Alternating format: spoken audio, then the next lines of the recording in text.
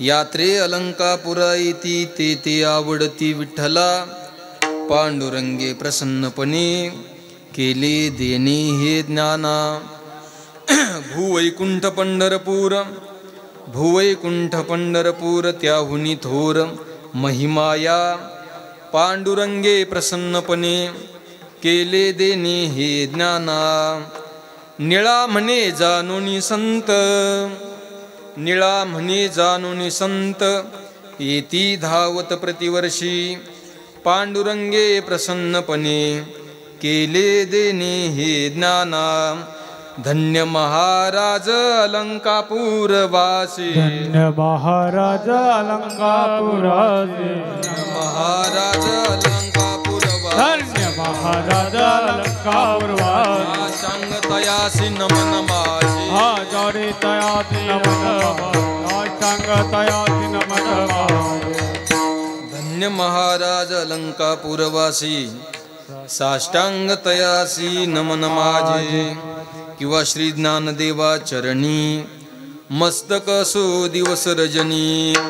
यात्रे अलंकापुरा येती, यात्रे अलंकापुरा येती ते ते आवडती विठ्ठला, पांडुरंगे प्रसन्नपणे केले देणे हे ज्ञाना. प्रस्तुत प्राप्त प्रसंगी संप्राप्त सेवेसाठी निवडलेला अभंग याचे यावत भूतलावर जन्माला आलेले जडजीवांचा उद्धार करण्याकरता आपला देह अखंडनीय होरात्र झिजविणारे वितराग संपन्न पंचम वेद निर्माते महाराष्ट्र भूषण देवनिवासी जगद्गुरु जगद्वंदनीय सकलकंठ विभूषित ज्ञानेश्वर प्रिय श्री जगद्गुरु तुकोबाराय, तुकोबारायांचे पट्ट शिष्य असणारे पिंपळनेर निवासी श्री संत निळोबाराय यांचा हा 4 चरणाचा अभंग असून या अभंगातून श्री संत निळोबाराय भगवान पंढरीश पांडुरंग परमात्म्याला कोण आवडते होतात याचा खुलासा आजच्या अभंगात करतात. विठ्ठल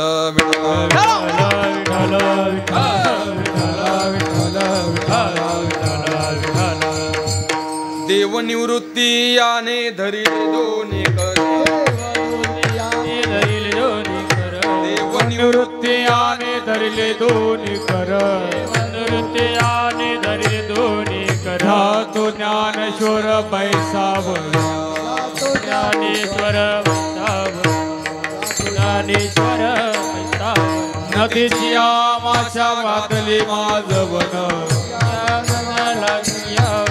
नदीची आमाशा घातले माझवन, लागले भाग तैसे जनवन कालवले, तैसे जनवन कालवले, तैसे जनवन कालवले. नामा म्हणे आता लोपला दिनकर, नामा म्हणे आता लोपला दिनकर, आता लोपला दिनकर, नामा म्हणे आता लोपला दिनकर. ज्ञानेश्वर समाधीस्थ, ज्ञानेश्वर समाधीस्थ, ज्ञानेश्वर समाधीस्थ.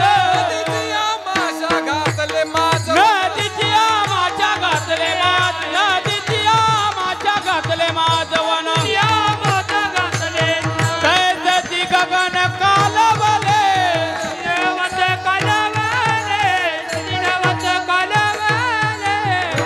पुंडलिक वरदारी विठ्ठल श्री ज्ञानदेव तुकाराम, पंढरीनाथ भगवान की जय. माऊली ज्ञानेश्वर महाराज की जय. सद्गुरु तुकाराम महाराज की जय. सद्गुरु जोग महाराज की जय. विठ्ठल चलो विठ्ठल विठ्ठल विठ्ठल विठ्ठला. पुंडलिक वरदारी विठ्ठल देव तुकाराम, पंढरीनाथ भगवान माऊली ज्ञानेश्वर महाराज, जगद्गुरु तुकाराम महाराज, सद्गुरु जोग महाराज की जय. विठ्ठला विठ्ठला विठ्ठला.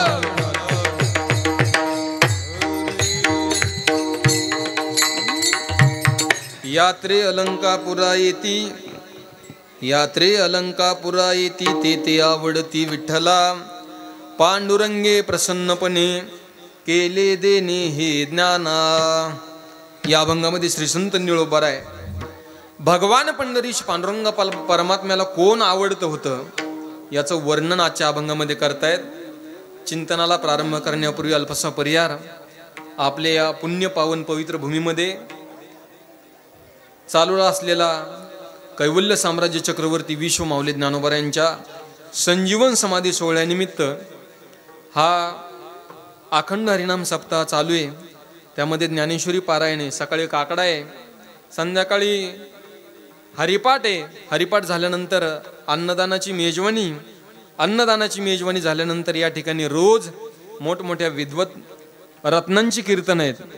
खऱ्या अर्थानं ज्ञानाची ही मायबापा ज्ञानगंगा अर्थात इंद्रायणी या ठिकाणी आपल्या शिरपूर जैन नगरीमध्ये प्रगट झालेली आहे. सर्वजण जवळजवळ 7 दिवस झालं या इंद्रायणी पवित्र तीर्थामध्ये स्नान करतायत. आणि ही आज मला वाटतं शेवटची 8वी आंघोळ आपली या तीर्थामध्ये आहे. आज मला ज्यांनी या ठिकाणी कीर्तन सेवेसाठी निमंत्रित केलं, आपल्या गावातील एक सुपुत्र, वारकरी संप्रदायातील आदर्श व्यक्तिमत्व. अगोदरचं जीवन पाहायचं नाही, आत्ताचं आदर्श जीवन पाहायचं. बऱ्याच वेळा माणसं चुका लक्षात ठेवतात पण परिवर्तन झालेलं लक्षात ठेवत नाही. पण माझी हात जोडून विनंती, मनुष्य म्हटले की चुका होणार आहेत. चुका झाल्या जरी असल्या पण इथून पुढचं जीवन हे परिवर्तनात्मक आहे आणि म्हणून त्या जीवनाकडे वाटचाल असावी. आदर्श जीवन त्यांचं आपल्या डोळ्यासमोर आहे. त्यांचा आदर्श घेऊन या ठिकाणी सेवा करतायत सगळे. आणि म्हणून मामांना सर्व जे साथ देत आहेत गावातील सर्व, मी तर म्हणतो मामाच्या शब्दाच्या पुढे तरुण मंडळी नाहीत गावातली. कारण सध्याची जी वाटचाल आहे ही महायुतीची वाटचाल आहे. म्हणून इथं सुद्धा तिघांचं सरकार आहे. पहा, इकडं महिला मंडळ, लाडक्या बहिणीची योजना इकडंच जास्त आहे. इकडं आता आम्ही लाडके भाऊ कधी होतोय काय माहिती, असू द्या आता. होईल, नक्कीच होईल. कारण आपलं सरकार आले, हिंदुत्ववादी सरकार येणं महत्वाचं आहे. हो मायबाप हो आपल्या, कारण संतांचं नाही शास्त्राचं मत आहे तसं, धर्मो रक्षती रक्षिता. जो धर्माचं रक्षण करतो तो धर्म सुद्धा मायबाप त्याचं रक्षण करतो.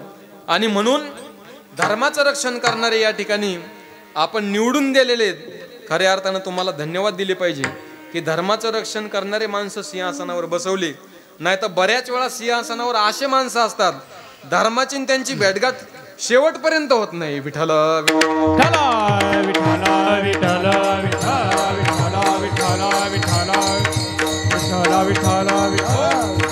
आणि म्हणून या सप्ताहासाठी ज्यांनी ज्यांनी योगदान दिलं, ज्यांनी सेवा केली, अगदी झाडण्यापासून सारवण्यापासून काकड्याची सेवा असेल, अन्नदानाची सेवा असेल, ज्या ज्या भाविकांनी या ठिकाणी सेवा केली त्या सर्व भाविकांच्या चरणावर साष्टांग प्रणिपात करतो. आज कीर्तनासाठी मोठी दिग्गज मंडळी या ठिकाणी उपस्थित आहेत पण माझ्या कोणी ओळखीचं नाही. म्हणून सर्वांच्या चरणी फक्त साष्टांग प्रणिपात करतो आणि माझ्या चिंतनाकडे वळतो. मायबाप, आज ज्ञानोबा यांचा समाधी सोहळा आहे आणि युट्यूबवाले आहेत ना बाबा, मी काय मोठा कीर्तनकार नाही तर तू गोळा करून ठेवायचा, तुझ्या फायद्याचं यात काहीच नाही. ज्ञानोबा तुकोबारांचे प्रमाण सोडून तुझ्या फायद्याचं काय नाही. विठ्ठल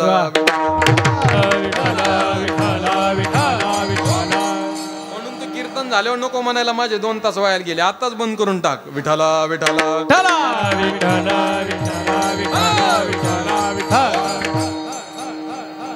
निळोबार यांचा 4 चरणाचा अभंगाच्या सेवेकरता निवडलेला आहे. मी चिंतनच मानणार आहे, बाकीचा इतर विषयाची अपेक्षा माझ्याकडून ठेवू पण नका. श्रीसंत निळोबार यांचा अभंग 4 चरणाचा अभंग आजच्या सेवेकरता निवडलेला आहे. ऐका मायबाप लक्ष देऊन. या अभंगामध्ये श्रीसंत निळोबार आहे. भगवान पंढरीश पांडुरंग परमात्म्याला कोण आवडतंय याचं वर्णन आजच्या अभंगामध्ये करतायत. या मृत्यूलोकामध्ये जर आपण पाहत गेलो मायबाप, या मृत्यूलोकामध्ये जन्माला आलेला प्रत्येक अंश, प्रत्येक जीव हा स्वभावता त्याची वाटचाल ही भजनाकडे. तुम्ही म्हणाल कस काय? कारण जन्माला आलेला प्रत्येक जीव हा भगवंताचा अंश आहे. मम एव अंश जीवलोके जीवभूत सनातना मनषष्टानी इंद्रियानी प्रकृती स्थानी कर्षती. भगवंताचा अंश असल्यामुळं स्वभावता धाव ही त्याची भजनाकडे. जसं पैलवान बाप असल्यानंतर मुलाची धाव ही पैलवानकीकडे, चौबदार बाप असेल तर मुलाची धाव ही चौबदारकीकडे असलेले. कारण मी यांचं नाचणं मामांच्या स्टेटसला पाहिलेलं आहे. नाही म्हणजे जे कला आहे ती कला सादर केलीच पाहिजे. सेवा आहे, सेवा करणं कुणाचं काम नाही. तुका म्हणे संत सेवा आले जीवावरी तरी विठ्ठला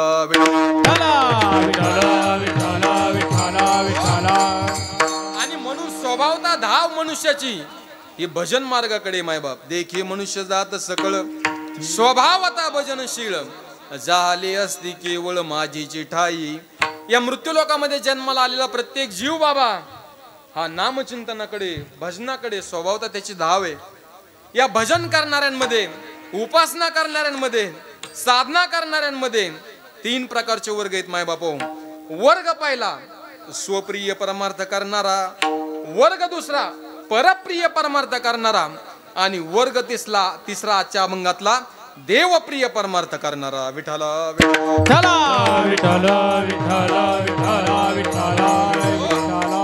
चिल्लर ए शांत बसायचं काय कीर्तन.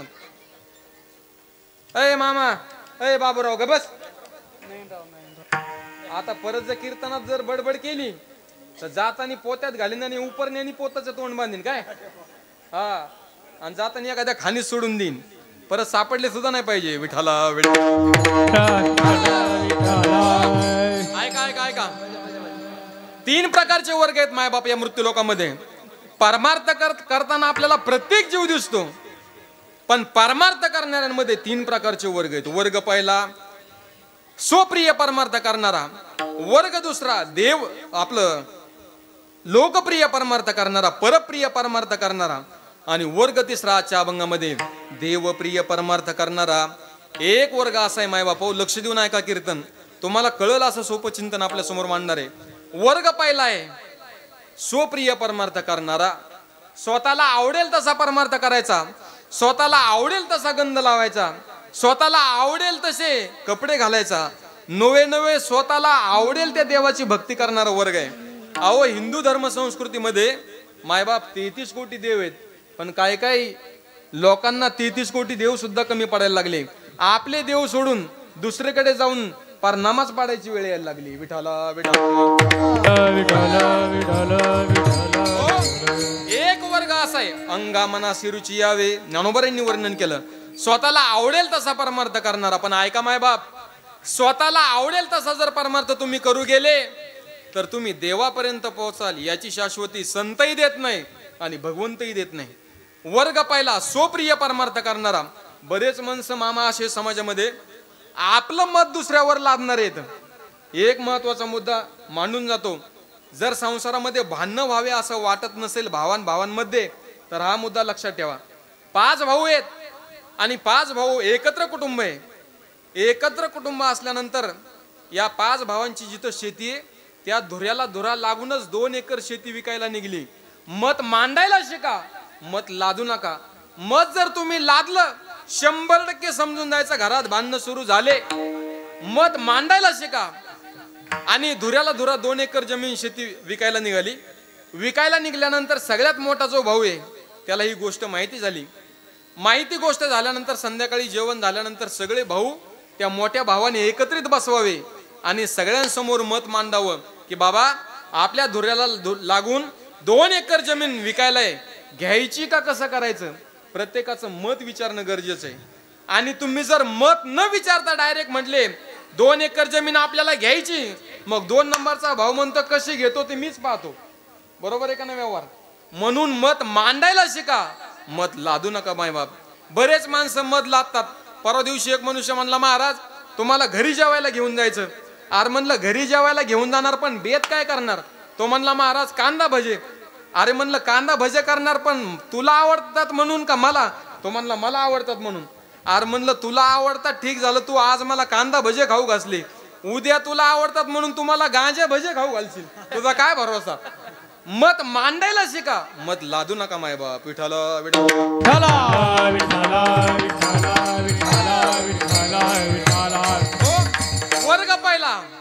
स्वप्रिय परमार्थ करणारा. वर्ग दुसरा मायबाप परप्रिय परमार्थ करणारा. मायबाप एक वर्ग असा आहे समाजामध्ये, माझा परमार्थ देवाला आवडो किंवा न आवडो, माझा परमार्थ मायबाप संतांना आवडो किंवा न आवडो, माझा परमार्थ लोकांना आवडला पाहिजे. अहो लोकांची अपेक्षा का करता मायबाप? लोक घोड्यावरच चालू देत नाही आणि पायी चालू देत नाही. लोकांना आवडेल असा परमार्थ चुकून करू नका. काही समाजामध्ये असा एक वर्ग आहे, लोकांनी मानलं पाहिजे. अहो वारीमध्ये बरेच काही असे नमुने पाहायला भेटतात.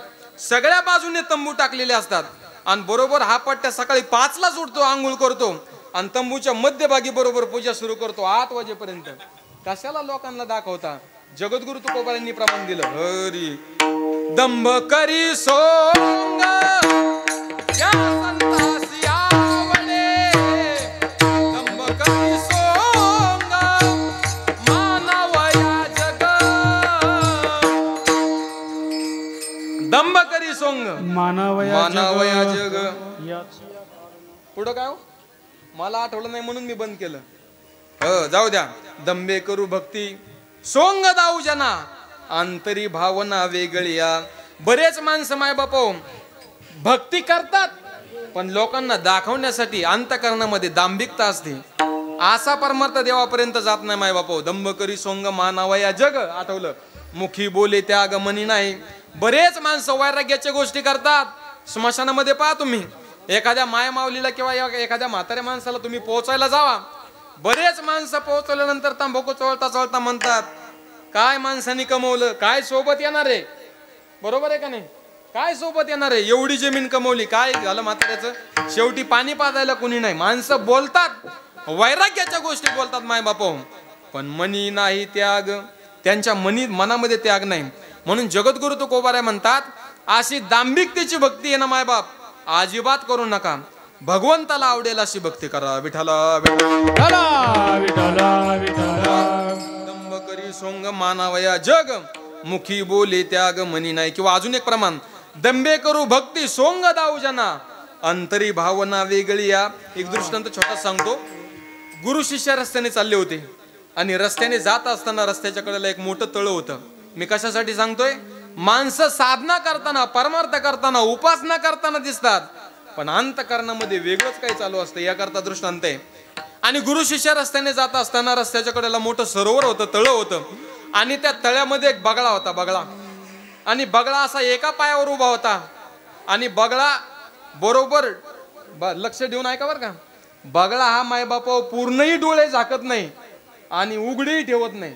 असे बरोबर असे बरेच माणसं असतात पा, काय असं नोटा मोजायचे असले बारीक डोळे करतात बा, आहेत ना काय असे.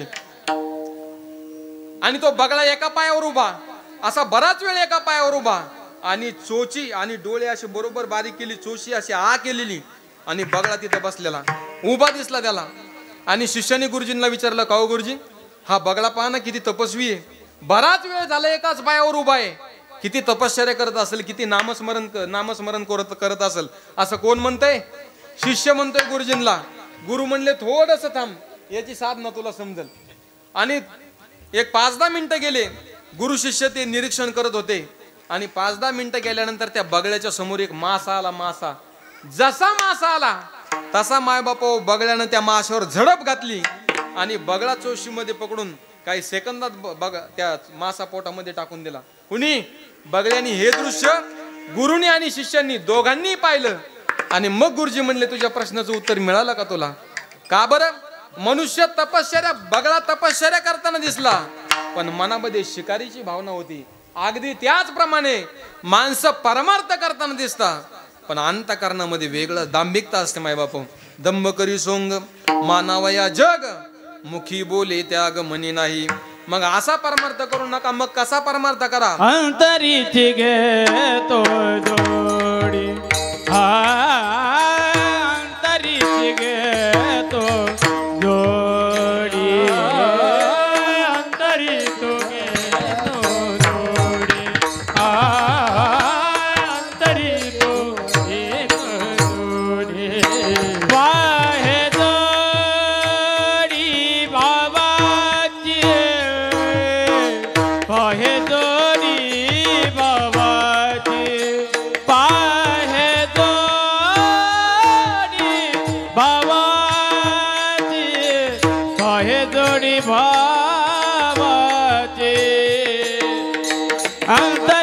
गे तो गोडी देव सोयरा देव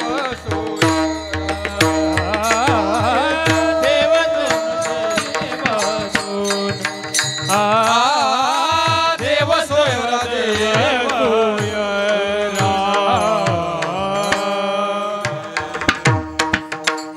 परमार्थ करा, पण परमार्थ माय बापो देवाला आवडला असा करा. तिसरा वर्ग आहे जो देवाला आवडला असा परमार्थ करणार आहे माय बापो. तुकोबऱ्यांचं याच विषयाला अनुसरून एक प्रमाणे तुकोबराय म्हणतात, देवाची या चाडे आळवावे देवा, देवाची तारे आळवावे देवा, देवाची या चाडे आळवावे देवा, देवाची तारे आळवावे देवा. ओस देहा भावा पाडोनिया, ओतने बाया मालोनिया, मालोनिया, ओतने बाया मालोनिया. देवाची या चाडे आळवावे देवा, देवाची गावे आळवावे देवा, देवाची या चाडे आळवावे देवा, देवाची आळवावे देवा. ओस देहा भावा पाडोनिया, उतनिया भावा मालोनिया, उतनिया भावा मालोनिया. देवाची या चाडे आळवावे देवा, ओस देह बावा पाडुनिया. तुकोबऱ्या म्हणतात वर्ग तिसरा आहे माय बापो देवाला आवडेल असा परमार्थ करणार आहे. आणि खऱ्या अर्थानं माय बापो परमार्थ आपला असा असावा, ऐका लक्ष देऊन, आपला परमार्थ भारत देशातील लोकांना आवडो किंवा ना आवडो, आपला परमार्थ महाराष्ट्रातील लोकांना आवडो किंवा ना आवडो, आपला परमार्थ वाशिम जिल्ह्यातील लोकांना आवडो किंवा ना आवडो, आपला परमार्थ मालेगाव तालुक्यातील लोकांना आवडो किंवा ना आवडो, आपला परमार्थ शिरपूर जैन मधल्या लोकांना आवडो किंवा ना आवडो, आपला परमार्थ आपल्या गावंडे परिवारातील लोकांना आवडो किंवा ना आवडो, आपला परमार्थ देवाला आवडला पाहिजे. आवडे देवासी तो ऐका प्रकार, नामाचा उच्चार नामाचा उच्चार रात्रंदिन. आवडे देवाची तो एका प्रकारे नामाचा उच्चार रात्रंदिन, नामाचा उच्चार रात्रंदिन. आवडे देवासी. वा गोड प्रमाण दिलं. तो आहे का प्रकार. हे प्रमाण दिल्यामुळं प्रमाण शब्द आला. विठाला विठाला आवडे देवासी तो आहे का प्रकार, नामाचा उच्चार रात्रंदिवस. भगवंताला आवडेल असा परमार्थ करा माय बापो. आहो त्या ऋषी पत्न्या पतिव्रता होत्या, स्वतःच्या पतीला न विचारता भगवंताला नैवेद्य घेऊन जायच्या. माय बापो पतिव्रतेचं वर्णन असे, पतीला न विचारता कुठेही जाऊ नये, पण त्या भगवंताला नैवेद्य घेऊन जायच्या. आणि गेल्यानंतर भगवंत त्यांच्याशी बोलायचा. का बरं बोलायचा? कारण या माता माऊल्या माझ्यासाठी नैवेद्य घेऊन आल्या, म्हणून भगवंत त्यांच्याशी संवाद करायचा. अन्य ऋषी पत्न्या घेऊन या गेल्या, तुकोबारांनी वर्णन केलं. म्हणून आपला परमार्थ माय बापो देवाला आवडल असावा, असा करावा. विठाला विठाला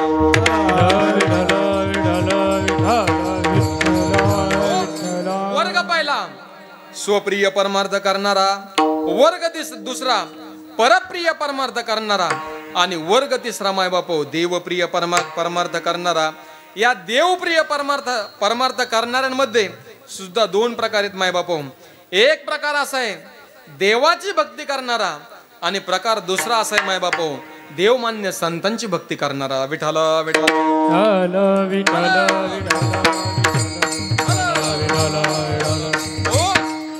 आओ फक्त भगवंताची भक्ती केली तर माय बापो ती भक्त भगवंताला पावते.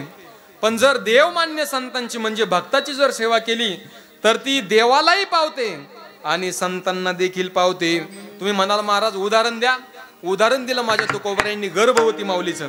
एखादी गर्भवती माऊली आणि तिला जर आपण जेवू घातलं तर माय बापा ते तिलाही पोहोचतं आणि पोटातल्या गर्भालाही पोहोचतं. मायवनी धाल्या धाय गर्भ आवंतने न पाये तैसे पूजिता वैष्णव सुखे संत विशतो देव. किंवा तुकोबारायांनी अजून एक प्रमाण दिलं. एक मनुष्य घरामध्ये सकाळी आंघोळ झाली आणि पूजा करत होता. पूजा करत असताना दारामध्ये संत आले आणि संतांनी आवाज दिला, रामभाऊ अहो जय हरी. रामभाऊ पूजा करत होते. पण माय बापो तुकोबारायांचं प्रमाण आहे का?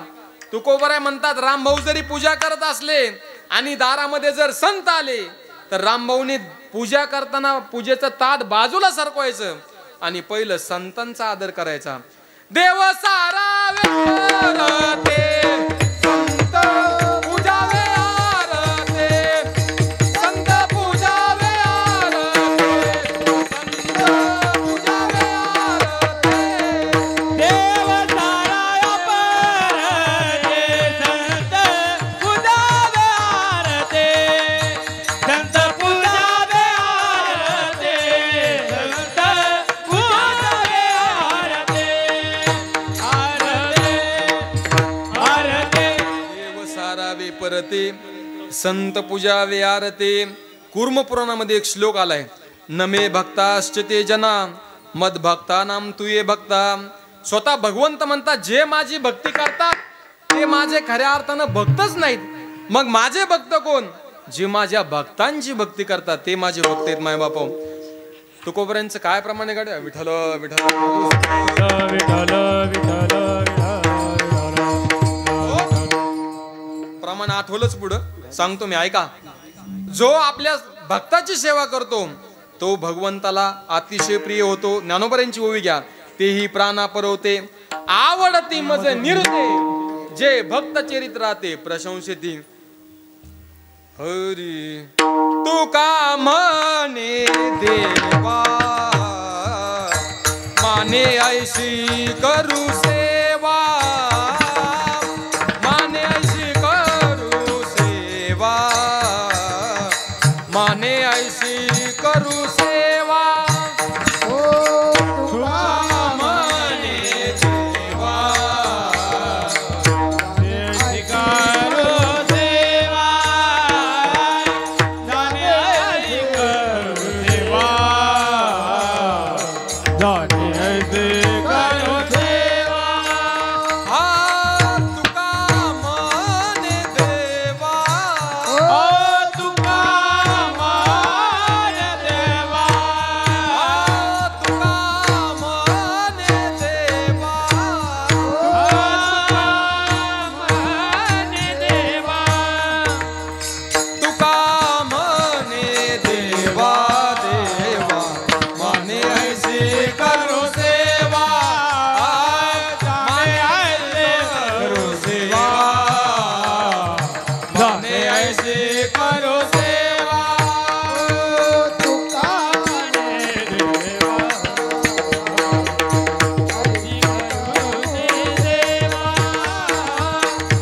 ऐसे करू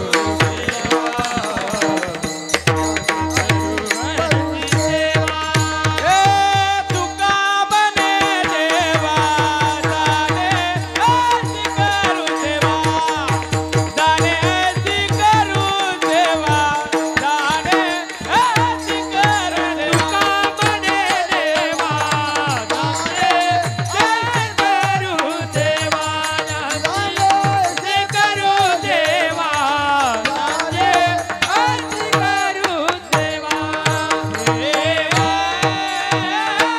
म्हणे देवा माने ऐशी करू सेवा. म्हणून आपला परमार्थ आपली उपासना ही भगवंताला आवडणारी असावी. माय बापू आपला परमार्थ भावकीतल्या लोकांना आवडो किंवा ना आवडो पण आपला परमार्थ देवमान्य असला पाहिजे.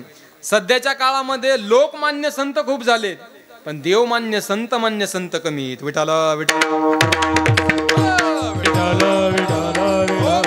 म्हणून आपला परमार्थ मायबाप लोकमान्य असण्यापेक्षा आपला परमार्थ देवमान्य असणं गरजेचं आहे. जोग महाराजांची कीर्तन सेवा घेण्यासाठी काही मुंबईची मंडळी आळंदीला आली आणि आळंदीला आल्यानंतर स्वानंद सुखनिवासी सद्गुरू जोग महाराज जुन्या संस्थेमध्ये होते आणि कीर्तन सेवा घ्यायला आल्यानंतर जोग महाराजांच्या समोर ते माणसं आले, दर्शन घेतलं आणि बसले आणि सांगितलं, जोग महाराज, अमक्या अमक्या महिन्यामध्ये अमक्या अमक्या तारखेला आमचा सप्ताह सुरू होतोय, 4थ्या दिवसाची कीर्तन रूपी सेवा तुम्ही द्या, अशी विनंती केली. कुणाला? जोग महाराजांना. जोग महाराज कसे देव मान्य आहेत, कसे संत मान्य आहेत, याबद्दल दृष्टांत सांगतोय मायबापू. आणि सेवा द्या म्हटल्यानंतर जोग महाराज म्हटले, त्यावेळेस वारी येते आणि वारी असल्यामुळे मी तारीख देऊ शकत नाही. त्या माणसांना थोडा राग आला, अहंकार जागृत झाला त्यांचा, आणि ते म्हणले, तारीख कशी देत नाही ते आम्ही पाहतो. ते तिथून उठले आणि जोग महाराजांचे त्या काळातले जिवलग मित्र असणारे लोकमान्य टिळकांकडे पुण्यामध्ये गेले. आणि पुण्यामध्ये गेल्यानंतर त्यांना सांगितलं, आम्ही जोग महाराजांची सेवा घेण्यासाठी आलोय, पण जोग महाराज वारीचं कारण सांगतायत, तारीख द्यायला तयार नाहीत, तुम्ही आम्हाला पत्र द्या, तुमचं पत्र आम्ही जोग महाराजांना दाखवतो, म्हणजे स्वानंद सुख निवासी सद्गुरू जोग महाराज आम्हाला तारीख देतील. लोकमान्य टिळकांनी पत्र लिहिलं आणि पत्रामध्ये मजकूर लिहिला की मुंबईची काही मंडळी तुमची कीर्तन सेवा घेण्यासाठी आलेली आहेत, तुम्ही त्यांना कीर्तन सेवा द्यावी अशी विनंती केली. आणि खाली लिहिलं, कळावे लोकमान्य बाळ गंगाधर टिळक, असं लिहिलं. चिठ्ठीची घडी घातली आणि चिठ्ठी त्या मुंबईच्या माणसांकडे दिली. त्या मुंबईच्या माणसांनी चिठ्ठी घेतली आणि पुन्हा आळंदीला आले. आळंदीला आल्यानंतर जोग महाराजांसमोर चिठ्ठी टाकली आणि सांगितलं, आम्हाला कीर्तन सेवा द्या. ही चिठ्ठी पहा कुणाची? मायबापा जोग महाराजांनी चिठ्ठी घेतली. ऐका लक्ष देऊन. जोग महाराजांनी चिठ्ठी घेतली, चिठ्ठी उलगडली आणि चिठ्ठी मधला मायना मजकूर वाचला आणि खाली लिहिलं होतं, कळावे लोकमान्य बाळ गंगाधर टिळक. हे वाचल्यानंतर जोग महाराजांनी चिठ्ठी मिटली, चिठ्ठीला नमस्कार केला आणि त्या मुंबईच्या लोकांकडे चिठ्ठी दिली आणि त्यांना सांगितलं, हा विष्णू जोग लोकमान्यांचा ऐकत नसतो, देवमान्यांचा ऐकत असतो. विठाला म्हणून आपलं मत, आपलं वागणं, आपला परमार्थ हा देवमान्य असणं गरजेचं. मायबापो, लोकमान्य नसला तरी चालल, स्वतःला आवडल असा आपला परमार्थ नसला तरी चालल, लोकांना दिखावा आपला परमार्थ नसला तरी चालल, लोकांनी आपली पूजा करावी, लोकांनी आपल्याला मानावं, लोकांनी आपली मिरवणूक काढावी, असा आपला परमार्थ मुळीच नको. मायबापो, असा परमार्थ माणसाला अधोगतीला नेतो. विठाला विठाला.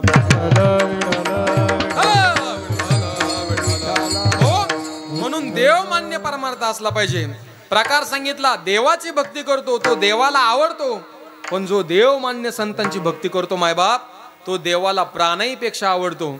मग आपल्याला आपण देवाला प्राणाईपेक्षा आवडावा असं वाटत असेल तर आपला परमार्थ देवमान्य असावा. तर मग तुम्ही म्हणाल, महाराज आम्ही देवमान्य परमार्थ करू, पण देवमान्य परमार्थ करायचा तरी कसा? तर मायबापा, 3 अंगाने देवमान्य परमार्थ करता येतो.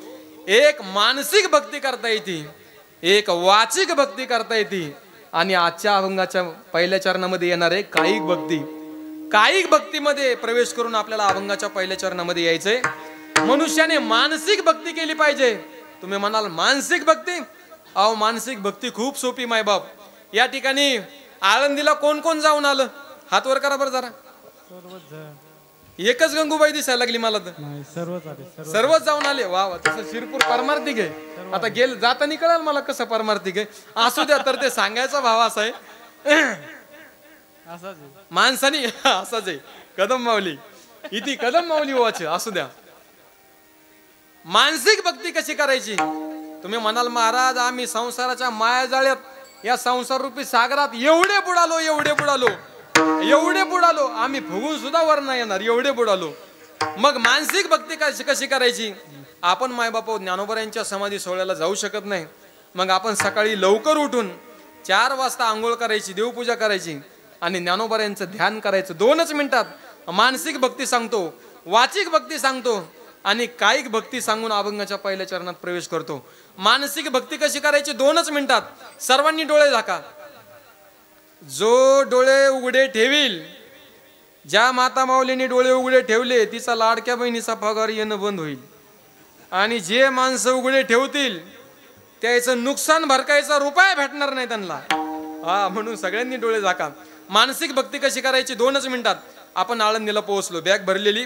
आळंदीला पोहोचलो आळंदीला पोहोचल्यानंतर बस स्टँडवरून आपण इंद्रायणीच्या कडेला जायचं, बॅग ठेवायची, कपडे काढायचं, स्नान करायचं, स्नान झाल्यानंतर कपडे पुन्हा घालायचे, पुन्हा घातल्यानंतर आपली बॅग घ्यायची, धर्मशाळेत नेऊन ठेवायची आणि ज्ञानोबरायांच्या मंदिरासमोर यायचं, ध्यान करायचं. ऐका माय बा, डोळे उघडू नका कोणी. ज्ञानोबरायांच्या मंदिरासमोर आलो आणि मंदिरामध्ये कुणीच नाही असं गृहीत धरायचं आणि ज्ञानोबरायांच्या महाद्वारामध्ये आल्यानंतर समोर कासव आहे, कासवाचं दर्शन घ्यायचं. तिथं हैबत बाबांची पायरी आहे, हैबत बाबांच्या पायरीचं दर्शन घ्यायचं. हैबत बाबांच्या पायरीवर पाय ठेवायचा नाही. वैकुंठवासी वैद्य बाबा मी पाहिले मायबाप, कधी त्यांनी पायरीवर पाय ठेवला नाही. आणि तिथून ज्ञानोबरायांची सरळ समाधी दिसते मायबाप. त्या समाधीचं भक्त हात जोडून दर्शन घ्या मनामध्ये. मंदिरामध्ये आत जा, आतमध्ये गेल्यानंतर परत एक कासव आहे, कासवाला तिथं साष्टांग प्रणिपात करा. साष्टांग प्रणिपात केल्यानंतर पाठीमागं वळून पाठीमागं वळून पाहिल्यानंतर गरुड हनुमंत आहे देवळीमध्ये. एका बाजूला गरुड आहे, एका बाजूला हनुमंत आहे. गरुड हनुमंताचं दर्शन घ्या. पुढे निघाले डाव्या बाजूला निघाल्यानंतर हैबत बाबांची समाधी, हैबत बाबांच्या समाधीचं दर्शन घ्या. तिथं बुक्का असतो वाटीमध्ये, बुक्का कपाळाला लावा. पुढे आल्यानंतर पिंपळ, तिथं नाथपार म्हणतात, तिथं नाथ महाराजांच्या पादुका आहेत. तिथं केशरीनाथ स्वामींची समाधी आहे. तिथं भोजलिंग काकाची समाधी आहे. त्या समाधीचं दर्शन घ्या. त्या पिंपळाला प्रदक्षिणा करा. पुढे निघा. पुढे गेल्यानंतर गणपती बाप्पा आहे, गणपती बाप्पाचं दर्शन घ्या. तिथं चांदीचा गरुड खांब आहे, गरुड खांबाला आलिंगन द्या, गरुड खांबाचं दर्शन घ्या. पुढे गेल्यानंतर ज्ञानोबरायांच्या समाधीच्या पाठीमागं आपण आलो. पाठीमागं आल्यानंतर तिथं मुक्ताई आहे, मुक्ताबाईचं दर्शन घ्या. ज्ञानोबरायांची तिथं समाधीच्या पाठीमागं तीर्थ पडतं, ज्ञानोबरायांच्या समाधीचा अभिषेक केलेलं. ते तीर्थ हातामध्ये घ्या, तीर्थ प्राशन करा. तीर्थ प्राशन केल्यानंतर पुढे चला. पुढे गेल्यानंतर सिद्धेश्वराचं मंदिर आहे, तिथं नंदी आहे, नंदीचं दर्शन घ्या. नंदीच्या पलीकडच्या बाजूला उत्तरेकडे बाजूला ज्ञानोबरायांच्या चांदीच्या पादुका आहेत. तिथूनच ज्ञानोबराय समाधीला आतमध्ये गेलेत. त्या पादुकाचं दर्शन घ्या, नंदीला प्रदक्षिणा करा. पुढे सिद्धेश्वराच्या मंदिरामध्ये या, सिद्धेश्वराचं दर्शन घ्या. सिद्धेश्वराचं दर्शन घेतल्यानंतर बाहेर या. बाहेर आल्यानंतर आजन वृक्षाची बाग आहे उजव्या बाजूला, तिथं देवळीमध्ये हनुमंत आहे, मारुतीचं दर्शन घ्या. आजन वृक्षाखाली आल्यानंतर आजन वृक्षाचं दर्शन घ्या. तिथं पारायण करणारे साधक, बरेच उपासना करणारे, पारायण करणारे, नामचिंतन करणारे भाविक बसलेले असतात. आपल्याकडे भगवंताने आपल्याला भरपूर पैसे दिलेत. एका वारकऱ्याला पारायण करणाऱ्या 50-50 रुपये द्या, ज्याची जशी ऐपत असेल तसे दान केल्यानंतर पुढे चला. पुढं पायरी उतरल्यानंतर विठ्ठल रुक्माईचं दर्शन घ्या. तिथं ज्ञानोबरायांच्या 2 पालख्या आहेत, एक गुरुवारची पालखी आहे आणि ज्ञानोबरायांची एक आषाढी सोहळ्याची एक पालखी आहे. त्या दोन्ही पालख्यांना खांदा लावा, दर्शन घ्या पालखीचं दर्शन घेतल्यानंतर आलो आपण कोणता, सुवर्ण पिंपळापाशी आलो. सुवर्ण पिंपळाला 7 प्रदक्षिणा करायच्या. त्या पिंपळाच्या समोर नंदी आहे आणि पिंड आहे. त्या पिंडीचं दर्शन घेऊन 7 प्रदक्षिणा करायच्या. प्रमाण घ्या. नित्य प्रदक्षिणा सप्त तरी आगाध पुण्य त्वरित, पूर्वज वैकुंठाशी जात 42 सहित. 42 कुळाचा उद्धार होतो मायबाप. 7 प्रदक्षिणा नित्य केल्यानंतर आता बाहेरचं झालं, आता मंदिरामध्ये जायचं. मेन गाभाऱ्यामध्ये जाण्याच्या अगोदर विना मंडप आहे. जो विना घेणारा वारकरी आहे, ज्ञानोबरायांचा 24 तास विना असतो, त्या विनेकराचं दर्शन घ्या. विनेकराचं दर्शन घेतल्यानंतर पलीकडे डाव्या हातामध्ये तिथं वेद आहे, वेद भगवानाचं दर्शन घ्या. तिथं समोर कारंजा मंडप आहे, कारंजा मंडपामध्ये जा. त्याच्या समोर पंखा मंडप आहे.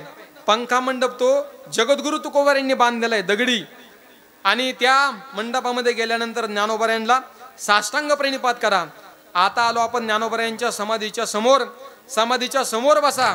मनुष्याने पुरुषाने अंगातला शर्ट काढा आणि ज्ञानोबरायांचा 2 मिनिटांमध्ये अभिषेक करायचा. मानसिक पूजा सांगतोय ऐका.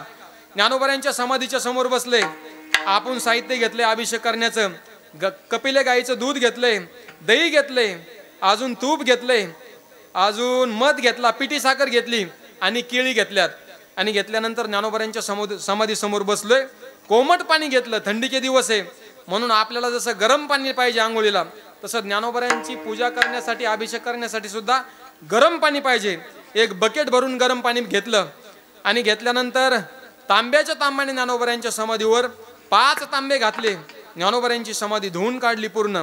मग ज्ञानोबरायांच्या समाधीवर काळ्या कपिल्या गाईचं दूध टाकलं तांब्याभर दूध टाकल्यानंतर तांब्याभर दही टाकलं, तांब्याभर तूप टाकलं, मध टाकला, पिठी साखर टाकली आणि केळी घेतल्या, त्या 2 केळी बारीक केल्या, कुस्करल्या, समाधीवर टाकल्या आणि पूर्ण समाधी उजव्या हाताने चोळून घेतली. चोळून घेतल्यानंतर मायबापाओ ते तीर्थ एका भांड्यामध्ये काढलं आणि पुन्हा बकेटीतल्या कोमट पाण्याने पूर्ण ज्ञानोबरायांची समाधी धुवून काढली. ज्ञानोबरायांची समाधी धुवून काढल्यानंतर चंदन उगाळलं, ओरिजिनल चंदन आपल्या शेतातलं चंदन उगाळलं. ज्ञानोबरायांच्या समाधीवर ओम काढला. ते चंदनाचं बोट आपल्या कपाळाला लावलं. कपाळाला लावल्यानंतर ज्ञानोबरायांना तुळशीचा हार घातला आणि ज्ञानोबरायांना आता नैवेद्य दाखवायचा. ज्ञानोबरायांना भाजलेले शेंगदाणे आणि दूध एका ग्लासामध्ये ठेवायचं आणि 5 प्रकारचे फळं ठेवायचे. सफरचंद ठेवायचं, केळी ठेवायच्या, डाळिंब ठेवायचे, पेरू ठेवायचे आणि चिक्कू ठेवायचे. आणि ज्ञानोबरायांच्या त्या प्रसादाला आचमन करायचं, पाणी फिरवायचं. ओम स नावो तू सनो भुणुक्तू स वीर्यम करवावी तेजस्वी नावदित मस्तू महाविद्विषादयी. ओम शांती शांती. उघडा डोळे. झालं का ज्ञानोबरायांच्या आवश्यक? डोळे झाकलेल्यांना दिसल, बाकीच्यांना तुरीच्या शेंगाच दिसतील वावरातल्या. हा, झालं ना दर्शन? पहा बरं झालं का नाही? इथं बसल्या बसल्या मानसिक पूजा झाली. मग तुम्ही म्हणाल मानसिक पूजा आम्ही अशी रोज करू. अशी मानसिक पूजा केल्यानंतर फायदा काय? धन्य धन्य धरातळी जो याते दृष्टी न्याहाळी. अशी पूजा केल्यानंतर, मानसिक पूजा केल्यानंतर, ज्ञानोबरायांची समाधी न्याहाळल्यानंतर तो वाहत येईल टाळी वैकुंठ भुवनासी. एवढं मायबाप फायदा आहे. म्हणून असं काय केली पाहिजे? मानसिक पूजा केली पाहिजे. वाचिक साधना काय? वाचिक साधना एका अभंगामध्ये सांगितली. 3 अक्षरे निवृत्ती जो जप करील अहोरात्री तया सायुज्यता मुक्ती ब्रह्मस्थिती सर्व काळ. 4 अक्षरे ज्ञानदेव जो जप करी धरी भाव तया ब्रह्मपदी ठाव ऐशे शिवादी देव बोलिले. सोपानही 3 अक्षरे जो जप करी निर्धारे तो होईल ब्रह्म साक्षात्कारे. ऐशे सत्वर जाणीजे मुक्ताबाई चतुर्विधा जो जप करील सदा तो जाईल मोक्षपदा सायुज्य संपदा पावेल. ऐशी 14 अक्षरे ऐके जो कर्ण विवरे कि उच्चारे मुखद्वारे तया ज्ञानेश्वर प्रत्यक्ष भेटे. नुसतं निवृत्ती, ज्ञानदेव, सोपान, मुक्ताबाई या 4 अक्षराचा जप जरी मायबाप केला तरी ज्ञानोबराय प्रत्यक्ष दर्शन देतात. एवढं सामर्थ्य नामदेव महाराजांनी, नाथ महाराजांनी वर्णन केलं. एका जनार्दनी प्रेम जो जप करील धरील नेम तया नाही पुन्हा जन्म ऐशे पुरुषोत्तम बोलिले. नाथ महाराजांनी वर्णन केलं. म्हणून हेही नाही जमलं तर फक्त ज्ञानदेव ज्ञानदेव म्हणा. ज्ञानदेव ज्ञानदेव म्हणता ज्ञानदेव देतो वासुदेवची होतो अखंड वदनी व देतो. काय ज्ञानोबरायांचा अधिकार आहे. अजून एक प्रमाण घ्या. तुका म्हणे पापे जाती संताची अजपे. पुढे घेऊ का? संतांचा एवढा अधिकार आहे माय बापा. आओ तुमच्या आमच्या जीवनातलं तर पाप जाईलच, पण संतांचं नामजप केल्यानंतर, नामचिंतन केल्यानंतर पुण्य होईल. काय प्रमाणे? पुण्यवंत व्हावे, पुण्यवंत व्हावे, पुण्यवंत व्हावे, पुण्यवंत व्हावे. घेता सजनाची नावे, घेता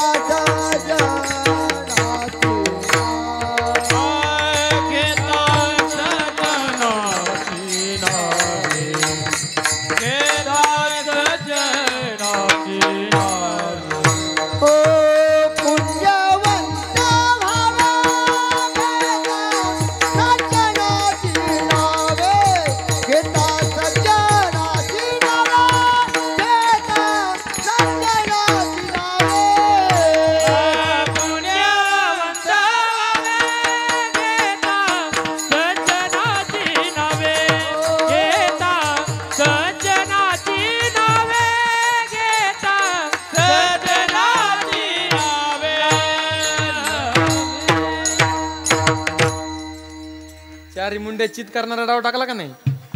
सोपं नाही, अनुभव सोपे नाही ते.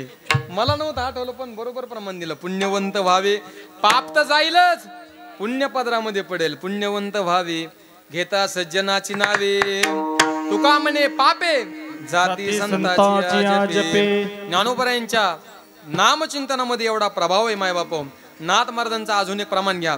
ज्ञानदेव ज्ञानदेव वदता वाचे नाही कळी काळाचे भेव जीवा विठ्ठल विठ्ठल विठ्ठल विठ्ठल ज्ञानदेव मनता माया ज्ञानदेव मनता माया ज्ञानदेव मनता माया ज्ञानदेव मनता माया गेली समोर विलया गेली समोर विलया ज्ञानदेव मनता माया ज्ञानदेव मनता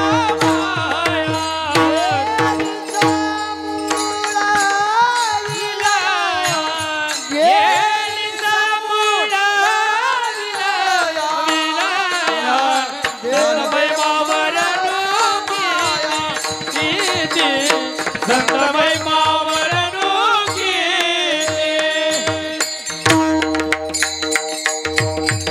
ज्ञानदेव म्हणता अगदी योग्य प्रमाण दिलं.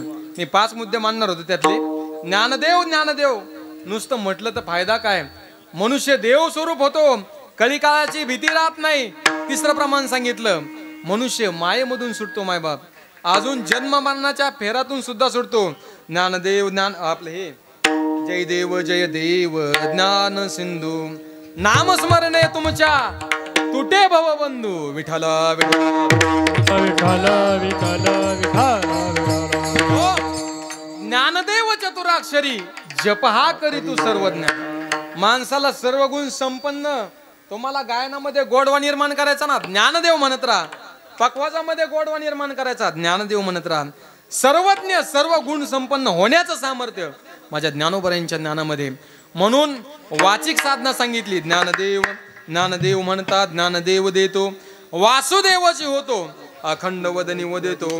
मग तुम्ही म्हणाल महाराज आम्ही मानसिक साधना करू, वाचिक साधना करू, पण कायिक साधना काय? कायिक साधना एकच आहे माय बापा. मनुष्य जन्म प्राप्त झाल्यानंतर कार्तिकीला आळंदीला जाणं, आणि जो आळंदीला कार्तिकी यात्रेला गेला, ज्ञानोबरायांच्या संजीवन समाधी सोहळ्याला गेला, तो भगवंताला प्रिय होतो. यात्रे अलंकापुरा येते, यात्रे अलंकापुरा येते, यात्रे अलंकापुरा येते, यात्रे अलंकापुरा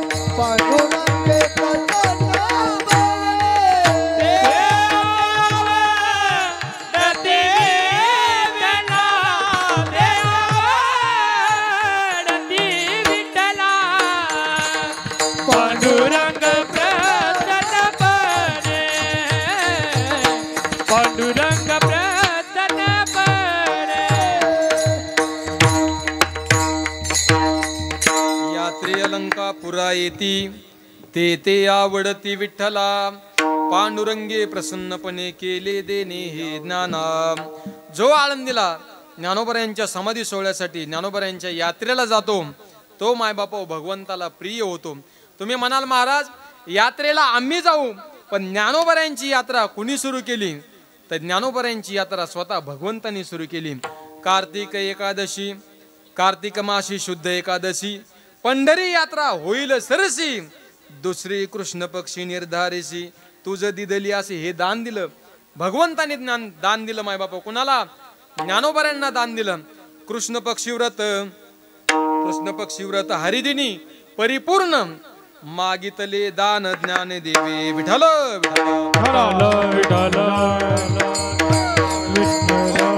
यात्रे अलंकापुरा येते ते आवडती विठ्ठला. तुम्ही म्हणाल महाराज अभंगामध्ये दोन ते कशासाठी वापरले बरं?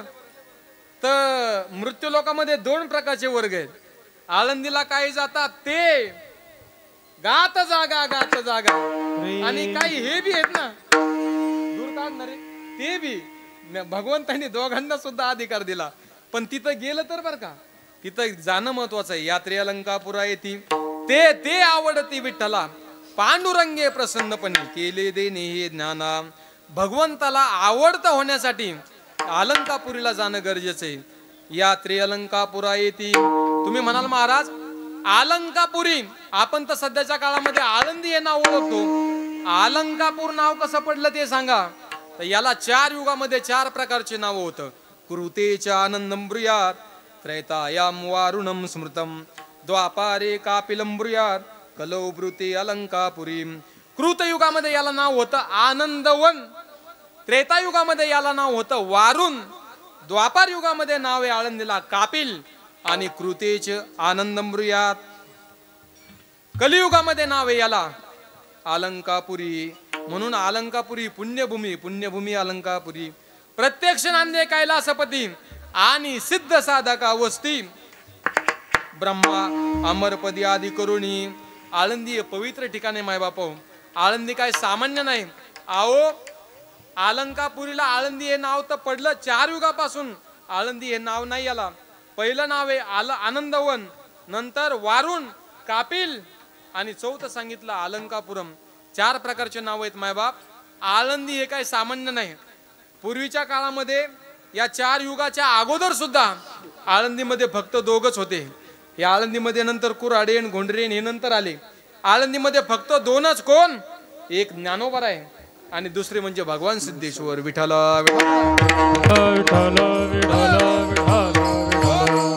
ज्यावेळेस या सृष्टीचा प्रलय होणार होता आणि संपत्तीची धनाची देवता म्हणजे कुबेराला प्रश्न पडला की जर या सृष्टीचा प्रलय झाला आणि या प्रलयामध्ये जर देवदेवतांचं सर्व धन द्रव्य अलंकार सगळे जर नष्ट झाले तर नवीन निर्माण करायचे कुठून? म्हणून कुबेराने भगवान सिद्धेश्वराची, भगवान शंकराची उपासना केली आणि भगवान शंकर प्रसन्न झाले आणि कुबेराला सांगितलं बाबा माग, तुला काय मागायचं. त्यावेळेस कुबेराने 3 प्रकारचे वर मागितले.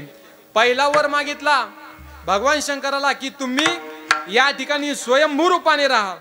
दुसरा वर मागितला ज्यावेळेस या सृष्टीचा प्रलय होईल हे धन ज्या ठिकाणी मी ठेवणार आहे त्या भूमीला प्रलयाचा धक्का सुद्धा लागता कामा नये. आणि तिसरा मुद्दा मागितला मायबाप, मी ज्या ठिकाणी राहतोय जिथं धन ठेवल, जिथं तुम्ही राहाल तिथून माझ्या नावाची एक तीर्थ निर्माण करा. म्हणून कुबेराने 3 प्रकारचे वर मागितले. भगवान शंकराची पिंड हे सिद्धेश्वर आहे ना, हा सिद्धेश्वर कुबेराने बसवलेली पिंड आहे. त्यानंतर तिथंच धन आहे, एखादा जाईल टिकाऊ घेऊन. तिथं देवदेवतांचं धन आहे मायबाप आणि त्या धनाचं रक्षण करण्यासाठी सिद्धेश्वर आहे. म्हणून पूर्वीच्या काळामध्ये मोठमोठे राजवाडे आहेत ना, ज्यांचे धनाचे हांडे तिथे आहेत, तिथं भगवान शंकराचा अवतार म्हणजे नागोबा असतो असं म्हणतात.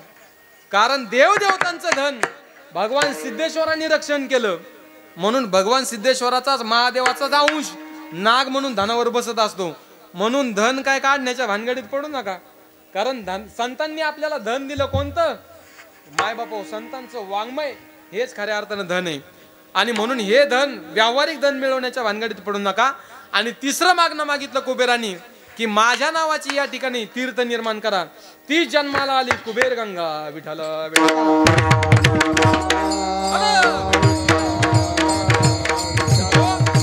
म्हणून अलंकापुरी सारखा मायबापा पुण्यभूमी या जगाच्या पाठीवर कुठं नाही. तुम्ही प्रयागला जा, काशीला जा, कुठल्याही तीर्थामध्ये जा, पण मनामध्ये हा भाव ठेवा की ज्ञानोबरायांसारख्या तीर्थ, ज्ञानोबरायांसारखी निर्माण केलेली इंद्रायणी या तीर्थासारखं आणि ज्ञानोबरायांसारखं श्रेष्ठ या जगात दुसरं कोणी नाही. जेथे वैष्णवाचा वास, पुण्यभूमी पुण्यदेश, पुण्यभूमी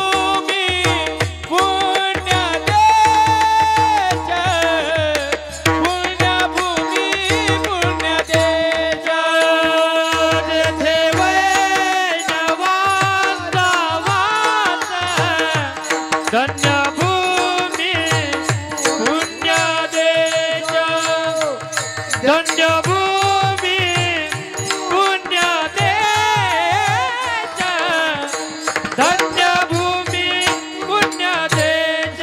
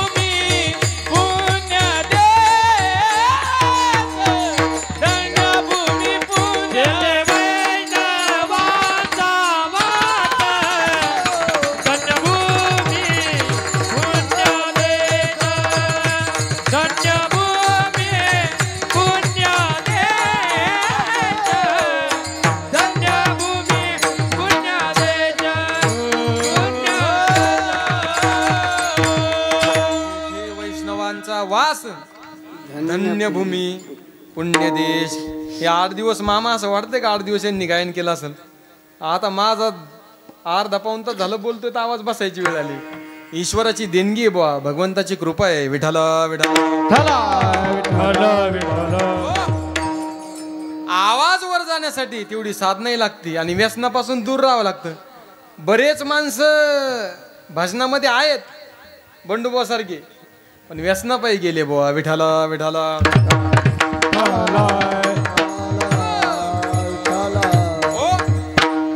अजून तुकोबऱ्यांचं एक प्रमाण आहे. पवित्र ते कुळ पावन तो देश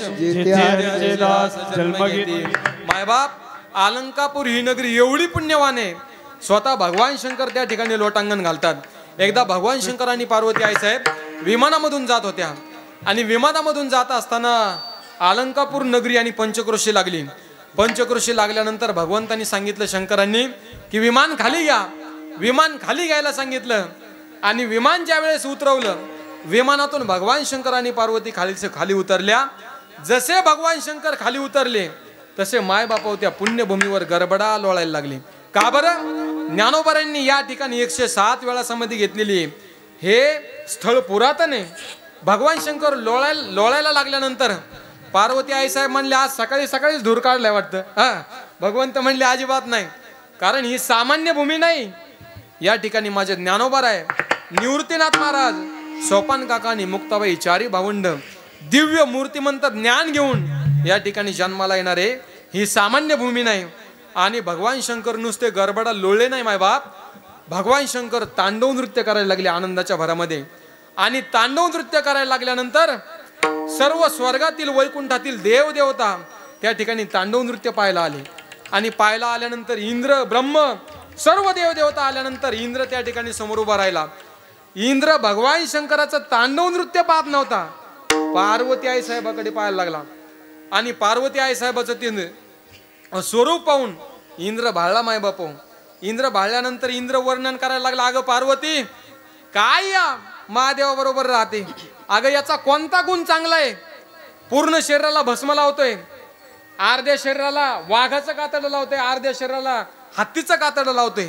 याचे मित्रमंडळ पाठिंबा म्हणले याला भाजपचा नाही कोणता नाही, याला पाठिंबा म्हणले भूते वेताळ नाचती. सगळे भूत. बर राहिला काय याच्याकडे बंगला नाही, स्मशानात राहतो. बर याच्या काळामध्ये तुळशीची माळ नाही, रुद्राक्षाची नाही, मुंड्या सगळ्या प्रेताचे मुंडे सगळ्या गळ्यामध्ये घातलेले. एवढं सगळं वर्णन केल्यानंतर ती पार्वती होती, ती काय कलियुगातली नव्हती. ती पार्वती आहे साहेब पतिव्रता माऊली होती. ती म्हणली मी तुझ्या आईसारखी आहे, माझ्याकडे वाईट दृष्टीने पाहतो, शाप दिला, तू या ठिकाणी पाणी होऊन स्त्री होऊन पडशील आणि तेव्हा मग तुला स्त्रीची किंमत कळल. आणि तोच इंद्रायणीच्या स्वरूपामध्ये वाहायला लागला. तो म्हणला किती वर्ष वाहू, किती युग वाहू, याच्यातून मला उद्धार होण्यासाठी मला उशाप द्या. त्यावेळेस पार्वती आई साहेबांनी सांगितलं, ज्यावेळेस ज्ञानोबा आहे 108वा अवतार धारण करतील आणि या तुझ्या तीर्थामध्ये पाण्यामध्ये स्नान करतील, त्यावेळेस तुझा उद्धार होईल. आणि मग इथून पुढे मग तुझ्यामध्ये स्नान करतील, ते पवित्र होतील. ज्ञानोबा यांनी 108 वेळा कृत, त्रेता, द्वापार आणि कली 4 युग मायबाप वाट पाहिली. कुणी? इंद्राणी पाण्याच्या रूपामध्ये. आणि मग ज्ञानोबराय जन्माला आले. आणि ज्ञानोबरायांनी ज्या वेळेस त्या इंद्रायणीमध्ये स्नान केलं त्यावेळेस ती इंद्रायणी पवित्र झाली. आणि त्या इंद्राचा उद्धार झाला. आणि इथून पुढचे येणारे लोक माय बापा तिथं जे स्नान करतील इंद्रायणीमध्ये ते पवित्र होतील. इंद्रायणी स्नान करती प्रदक्षिणा तुटती यातना सकळ त्यांच्या विठ्ठल विठ्ठल.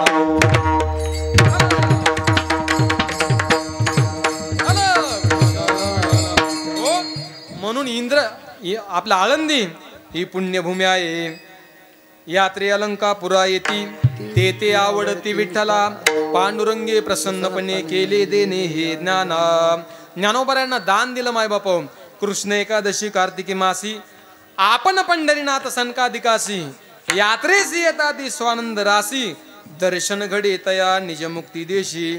तुम्ही म्हणाल महाराज ज्ञानोबरायांना वर दिला, भगवंतानी वर दिला की आम्ही कृष्ण पक्षातील वद्य एकादशीला प्रत्येक समाधी सोहळ्याला या ठिकाणी येऊ, हा वर दिला. पण माय बापू तुम्ही म्हणाल आळंदी ही भुवैकुंठा म्हणजे पंढरपूर पेक्षा कशी श्रेष्ठ आहे त्याचं वर्णन केलं माय बापू. का बरं? या पुण्यभूमीमध्ये भगवान सिद्धेश्वर स्वतः आहेत, ज्ञानोबराय स्वतः आहेत, इंद्रायणी स्वतः वाहते. एवढंच नाही, इंद्राणी माय बापू तिथं साधना केली. इंद्र येऊन या भूमीशी याग संपादिली अहर्निशी इंद्रायणी इंदोरीशी. यापासून सर्वथा इंद्राणी माय बापू त्या ठिकाणी तपश्चर्या केली म्हणून ती भूमी पवित्र आहे.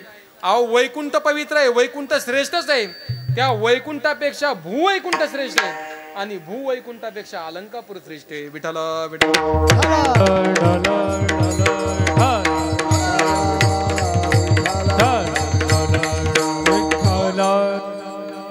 पुण्यभूमी अलंकावती प्रत्यक्ष नांदे कैलासपती आणि सिद्ध साधका वस्ती ब्रह्मा अमरपदी इंद्र करोनी. एवढी पवित्र आहे माय बापा. अलंकापूर नगरी पवित्र आहे. आळंदीला जे येतात ते भगवंताला आवडते होतात, प्रिय होतात. आणि हे सगळं दृश्य निळोबरायांनी जाणलं आणि निळोबराय म्हणून म्हणतात आम्ही धावत प्रत्येक वर्षी आळंदीला येतो. अभंगाचं शेवटचं चरण.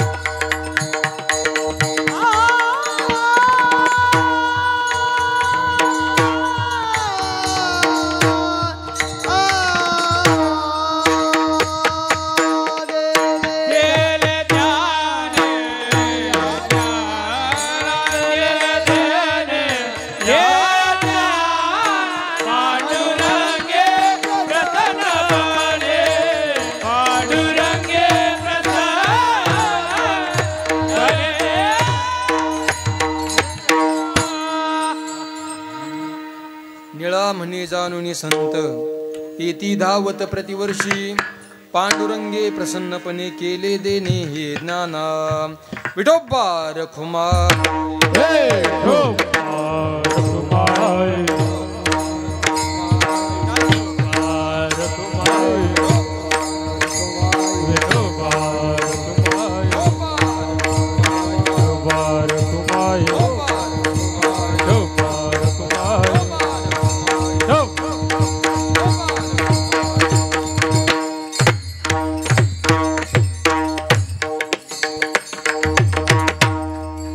अलंकापुरा येती तेथे आवडती विठ्ठला पांडुरंगे प्रसन्नपणे केले देणे हे ज्ञाना.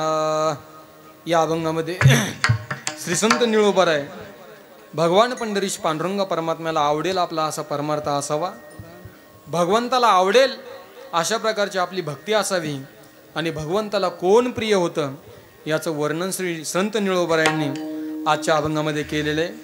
मला ज्याप्रमाणे अभंगावर चिंतन मांडण्याचं भगवंतांनी बुद्धी दिली त्या पद्धतीचं आपल्यासमोर चिंतन मांडण्याचा प्रयत्न केला. एक 5-10 मिनिटांमध्ये ज्ञानोबा यांचं दिव्य चरित्र पाहू. ज्या चरित्राने मायबापा भगवान पंढरीश पांडुरंग परमात्म्याच्या डोळ्यामध्ये अश्रू आलेले. ज्ञानोबा यांच्या सोहळ्यासाठी कोण कोण येतं, सोहळ्याला कुणी जायला पाहिजे आणि ज्ञानोबा यांच्या समाधी सोहळ्यासाठी ऋषी मुनी सिद्ध साधक भगवंत नवे नवे आदी करून कोण कोण येतं याचं वर्णन याचा खुलासा आपण पाहणार आहोत. एक 10 ते 15 मिनिटांमध्ये ज्ञानोबा यांचं दिव्य चरित्र पाहू आणि सेवेला पूर्णविराम देऊ. ज्ञानोबा म्हणजे कोण? ज्या ज्ञानोबा यांनी तुमच्या आमच्यासाठी मायबाप सोप्यातलं सोपं ज्ञान निर्माण करून ठेवलं. आणि जे साधक आहेत, ज्यांच्या बुद्धीची तीव्रता अगदी समुद्रा इतकी खोल आहे, त्यांच्यासाठी अमृतानुभव ज्ञानेश्वरी हे ग्रंथ लिहून ठेवले. मनुष्य जीवन प्राप्त झाल्यानंतर मनुष्याने ज्ञान जरूर मिळवा. मायबाप लक्ष देऊन ऐका बरं. मनुष्याने असं ज्ञान मिळवा ज्या ज्ञानाने स्वतःलाही समाधान वाटलं पाहिजे, आणि जे ज्ञान आपण दुसऱ्याला दिलं मायबाप ते घेणाऱ्याला सुद्धा समाधान वाटलं पाहिजे, असं ज्ञान मिळवा. आज मंगेश मामा ज्या चाली म्हणतात, ह्या जर त्यांनी चाली या तरुण मुलांना शिकवल्या तर मंगेश मामाला सुद्धा आनंद होईल, समाधान वाटेल की गावातली तरुण पोरं तयार झाले, मी म्हणतोय त्या चाली म्हणायला लागले.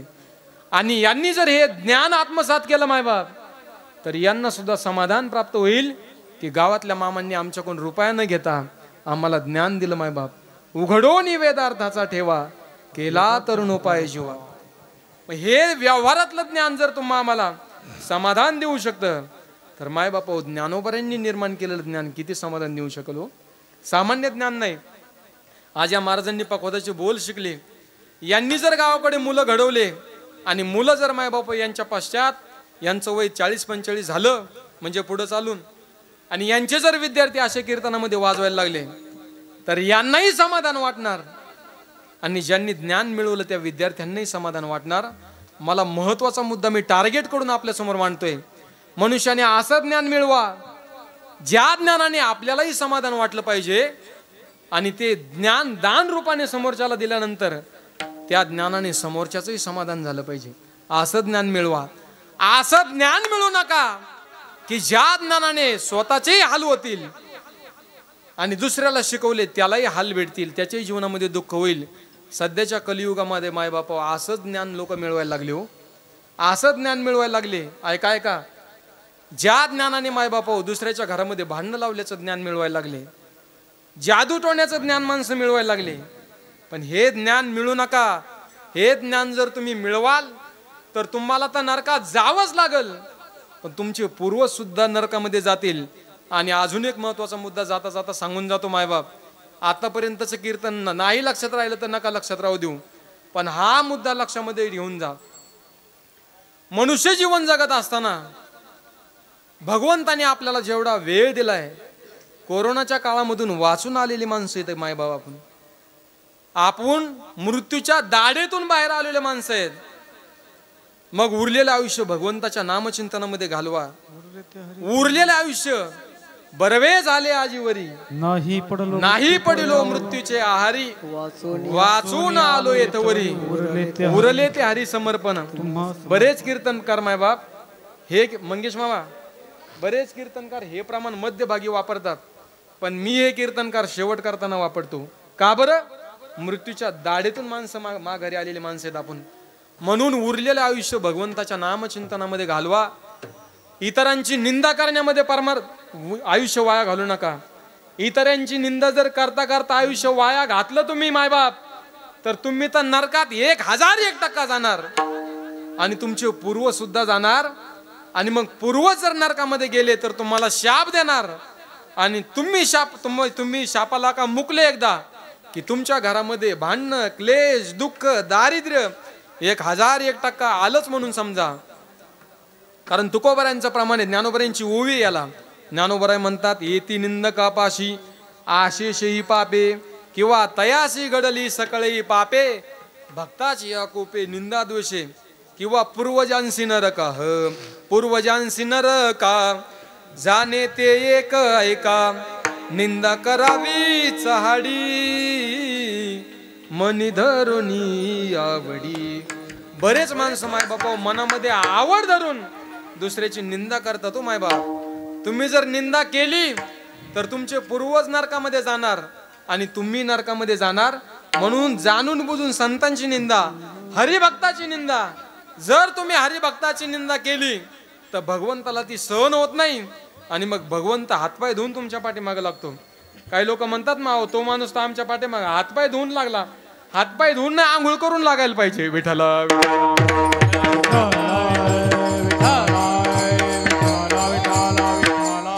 आजपर्यंत ऐका मायबाप, यातली एखादी माता माऊली म्हणा किंवा एखादा यातला पुरुष म्हणा, निंदा करून तो सुखी झाला. त्यांनी 5 मजली बंगला बांधला, 2 एकरावर 10 एकर जमीन घेतली. असा तुम्ही पाहिला का हो बाबा? आता माझं वय 30 आहे, पण तुमचं कमीत कमी 65 पर्यंत असेल. 65 वर्षाच्या आयुष्यात असा एखादा माणूस पाहिला का दुसऱ्याची निंदा करून आधर्माने वागून 5 मजले बंगला बांधला? चुकून होणार नाही. अहो, धर्माने वागून पुण्य भेटणार, अधर्माने कुठं पुण्य भेटत असतं का? विठ्ठल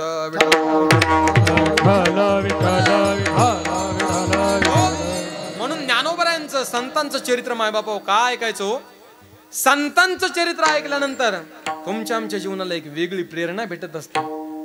आदर्श व्यक्तीचे आपण चरित्र का वाचायचे? कारण त्यांच्याकडे पाहून जीवन जगण्याची आपल्याला प्रेरणा भेटत असते. एक छोटासा दृष्टांत सांगतो आणि ज्ञानोबरायांच्या चरित्राकडे वळतो. मी 2016 साली स्वानंद सुख निवासी सद्गुरू जोग महाराज संस्था सुटलो आणि कीर्तनाचा अभ्यास पूर्ण झाल्यानंतर मी नगर जिल्ह्यामध्ये पाथर्डी तालुक्यामध्ये कीर्तनाला गेलो. तेव्हा माझ्याकडे ते छोटा मोबाईल नुकतेच निघाले होते पहा, आणि तो छोटा मोबाईल माझ्याकडे होता. कीर्तनाला गेलो. मी कशासाठी सांगतोय? संतांचे चरित्र आपल्याला कोणत्या परिस्थितीमध्ये कसं वागायचं, कशी प्रेरणा देतात यासाठी दृष्टांत सांगतोय. आणि मी तिथं पाथर्डीमध्ये पोहोचल्यानंतर त्या व्यक्तीला फोन केला, अहो इथं आलोय मी, गाडी पाठवा. एक मुलगा आला तरुण, या मुलाच्या वयाचा, आणि 2 व्हीलर घेऊन आल्यानंतर आले त्यांनी दर्शन घेतलं. माझ्या हातातली बॅग घेतली आणि बॅग घेतल्यानंतर तो म्हटला महाराज चला.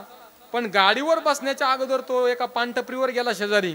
एक पुडी घेतली त्यांनी, विमल घेतली. आता सध्या विमल गाजली म्हणून काहीतरी म्हणतात ना ते, दाणे दाणे में है केसर का दम. काय वांग्याचा दम आहे का? विमल खाऊन माणसं पैलवान, विमल खाऊन जर पैलवान झाले असते तर कोल्हापूरच्या पैलवानला विमलच्याच पुड्या खाल्ल्या असत्या. रोज 10 पुड्या, 10 किलो वजन वाढलं. उग काही सांगायचं ना आपल्या येडे हळदी तिकडे मार्गाला लावायच्या. हे हिरो हिरोईन लोकांना हेच काम येतं, वाईट मार्ग लावायचा आणि तरुण पोरं मार्गाला. आपले शिष्य बनून घ्यायचे. अरे तुमचे शिष्य बनून काय महाराष्ट्र मातीत घालता? आणि मग त्यांनी ती विमलची पुडी घेतली, तोंडामध्ये टाकली, गाडीवर बसला. गाडीच्या पाठीमागे मी बसलो आणि गाडी निघाली. मी कशासाठी सांगतोय? कोणत्या परिस्थितीमध्ये कसं वागायचं हे फक्त संतांचे चरित्र मायबापा सांगू शकतात, शिकू शकतात. आणि गाडी निघाल्यानंतर चावून चावून तोंडामध्ये थुंकी गोळा व्हायची, आणि थुंकी गोळा झाल्यानंतर तो कमी स्पीड करायचा आणि तोंड बाजूला घेऊन थुंकायचा. एकदा झालं, 2दा झालं. माझा थोडा रागीट स्वभाव आहे. मी 3ऱ्यांदा म्हणलं, आता 2 वेळा सहन केलं. 3ऱ्यांदा याला इथंच गाडी थांबवायला लावायची, गाडीहून उतरायचं. 2-3 किलोमीटर गाडी गेली, चालत जायचं म्हणलं आणि आपली आळंदी गाठायची. कुठं मूर्खांच्या नादी लागता. पण कोणत्या परिस्थितीमध्ये कसं वागायचं हे संतांची चरित्र कसे शिकवतात त्याबद्दल सांगतोय. एकदा थुंकला, 2दा थुंकला, मी सहन केलं. आता नाही किती म्हणलं तर हवेनी धोत्रावर उडतच ना हो. आणि माणसाचं स्वच्छ कपडे महाराज याच्याकडे लक्ष नाही. डाग कुठे? तुम्ही डागाळलेलेच आहे, ते डागच पहा तुम्ही. हा, आणि मग 3ऱ्यांदा मी त्याला बोलणार. 3ऱ्यांदा त्याने थुंकी चावून चावून गोळा केली, थुंकणार आणि मी त्याला बोलणार. तेवढ्यात माझ्या मनामध्ये नाथ महाराजांचं जीवनचरित्र आठवलं. आणि नाथ महाराजांच्या अंगावर 108 वेळा मुस्लिम मनुष्य जाणून बुजून थुंकला. म्हटलं हा मनुष्य जाणून बुजून तर नाही थुंकत. मंगेश मामा त्याला काही साहेबांनी त्या श्रीपाद स्वामींच्या चरणावर नतमस्तक झाल्या. त्यांनी आशीर्वाद दिला, अखंड सौभाग्यवती भव. आता आशीर्वाद दिल्यानंतर रुक्मिणी आई साहेबाच्या चेहऱ्यावर हसू आलं की बाबा आशीर्वाद दिला नेमका या जन्मातला का पुढच्या जन्मातला? कारण मालकच जाग्यावर नाही ना. अखंड सौभाग्यवती भव नेमका आशीर्वाद या जन्मातला का पुढच्या जन्मातला? पण ते साधू होते माय बापू, तपश्चर्या होती. त्यांचा आशीर्वाद वय खोटा होणार होता. ते काय आताच्या काळातल्या गोसाव्याचा आशीर्वाद नव्हता, बाई तुझं कल्याण होईल. श्रीपाद स्वामींचा आशीर्वाद. आणि मग रुक्मिणी आई साहेबांच्या डोळ्यामध्ये पाणी आलं. आओ तुम्ही आशीर्वाद दिलाय खरं, पण माझे मालक कित्येक वर्ष झाले काशीला गेलेत. आणि मग मालकाची सगळी ओळख त्या श्रीपाद स्वामींना सांगितली. श्रीपाद स्वामींनी लगेच काशीला गेले आणि काशीला जाऊन आवाज दिला, चैतन्य. विठ्ठलपंतांचं पहिलं नाव होतं चैतन्य. आणि ज्यावेळेस त्यांचं मौजीबंधन झालं त्यावेळेस नाव ठेवलं विठ्ठलपंत. आणि मग सगळा खुलासा, सगळा सविस्तर सातबाराच वाचून दाखवला कुणी? श्रीपाद स्वामींनी. आणि त्यांना सांगितलं, तुम्हाला संन्यास दीक्षा मी दिली तुम्हाला, पण माझी चूक झाली तुम्हाला. कारण तुमचं सगळा इतिहास न पाहता मी तुम्हाला संन्यास दिला, आपलं संन्यास दीक्षा दिली. तुम्ही गृहस्थ आश्रमामध्ये जा तुमच्या पोटी 4 दिव्य बालक जन्माला येणार आहेत. मायबापा हो, दिव्य बालक जन्माला येण्यासाठी सुद्धा मातेला खूप मोठं तपश्चर्या करावी लागते. आळंदीमध्ये एक 4 वर्षाचा मुलगा आहे. या पोरा एवढा, हे किती वर्षाचा आहे? अय चिल्लर, किती वर्षाचा आहे? त्याच्या आई बापाला इतरावं लागेल, याला काय माहिती. 4 वर्षाचा मुलगा आहे. ऐका मायबाप, आखी ज्ञानेश्वरी मुखोद्गत आहे त्याच्या. आखी ज्ञानेश्वरी पाठ, कोणत्याही अध्यायातली कोणती ओवी आणि कोणताही श्लोक सांगा, एका सेकंदात म्हणून दाखवणारा मुलगा आहे. तुम्ही म्हणाल महाराज 4 वर्षाचा मुलगा ज्ञानेश्वरी पाठ करू शकतो? हो, 4 वर्षाचा मुलगा पाठ करू शकतो. त्याचं कारण आहे का? त्याच्या आईची ज्यावेळेस मुलाखत घेतली त्यावेळेस त्याच्या आईने सांगितलं, हा ज्यावेळेस गर्भामध्ये होता त्यावेळेस मी स्वतः ज्ञानेश्वरीची 108 पारायण केली, म्हणून या मुलाची अख्खी ज्ञानेश्वरी 4थ्या वर्षी पाठ झाली. मायबाप, तपश्चर्या केल्याशिवाय अशी गोंडस मुलं जन्माला येत नाही. त्याच्याशिवाय भगवान श्रीकृष्ण परमात्मा देवकीच्या पोटी जन्माला यायला देवकीला हजारो वर्ष तपश्चर्या करावी लागली. आणि रुक्मिणीचा आई साहेबाचं मायबापा पुण्य फळाला आलं. विठ्ठलपंत माघारी आले आणि विठ्ठलपंतांना मायबापा 1195 साली निवृत्तीनाथ महाराज जन्माला आले. त्यानंतर 1197 ला ज्ञानोबाराय जन्माला आले. 1199 ला सोपान काका जन्माला आले आणि 1201 ला मायबापा मुक्ताई जन्माला आली. 4ही बालक वाढायला लागली. पण वाढायला लागले खरं, पण गावातल्या ब्रह्मवृंदांनी विठ्ठलपंत आणि रुक्मिणी आणि 4 भावंड हा पूर्ण परिवार बहिष्कृत केला. का बरं? कारण पूर्वीचे मायबाप धर्मपंडित ही तत्वाला जाणणारे होते, माणसाच्या चुका डोळ्यासमोर धरणारे होते. आणि मग त्या ब्राह्मणांनी सांगितलं की हे मुलं संन्याशाची आहेत, संन्याशाला कुठं मुलं बाळ होतात का? आणि म्हणून त्यांना मायबाप वाळीमध्ये टाकलं, सिद्धपेठामध्ये. अहो सिद्धपेठामध्ये टाकलं, एवढंच नाही, सिद्धपेठामध्ये टाकल्यानंतर मायबाप प्रत्येक आईबापाची हीच अपेक्षा आहे की माझ्या मुलांचा मान सन्मान व्हावा. आज उदाहरण घ्या, आज या ठिकाणी मी कीर्तन चांगलं केलं, हा सन्मान कुणाचा आहे? आई वडिलांचा आहे. आज मंगेश मामांनी चांगलं गायन केलं, सन्मान कुणाचा आहे? आई वडिलांचा आहे. पण मायबाप दुर्दैवाने त्यांची माया पाहायला नाही राहिली, बरेच वर्ष राहिली. हो, मी चांगली अनुभवलेली आई आहे, गोड स्वभाव होता माझा. अजून चेहरा ते लुगडं असं ते आजीसारखं लुगडं होतं अंगावर, आमच्या तिथं आलती तेव्हा, आणि लुगडं कपाळाला बुक्का लावलेला. पण माय गोड होती. हो, आली तर गोड. अहो असे माणसं होणे नाही. पूर्वीच्या काळात मायबाप माणसाकडे पैसा नव्हता हो, पण माणसाकडे माया होती. विठ्ठल विठ्ठल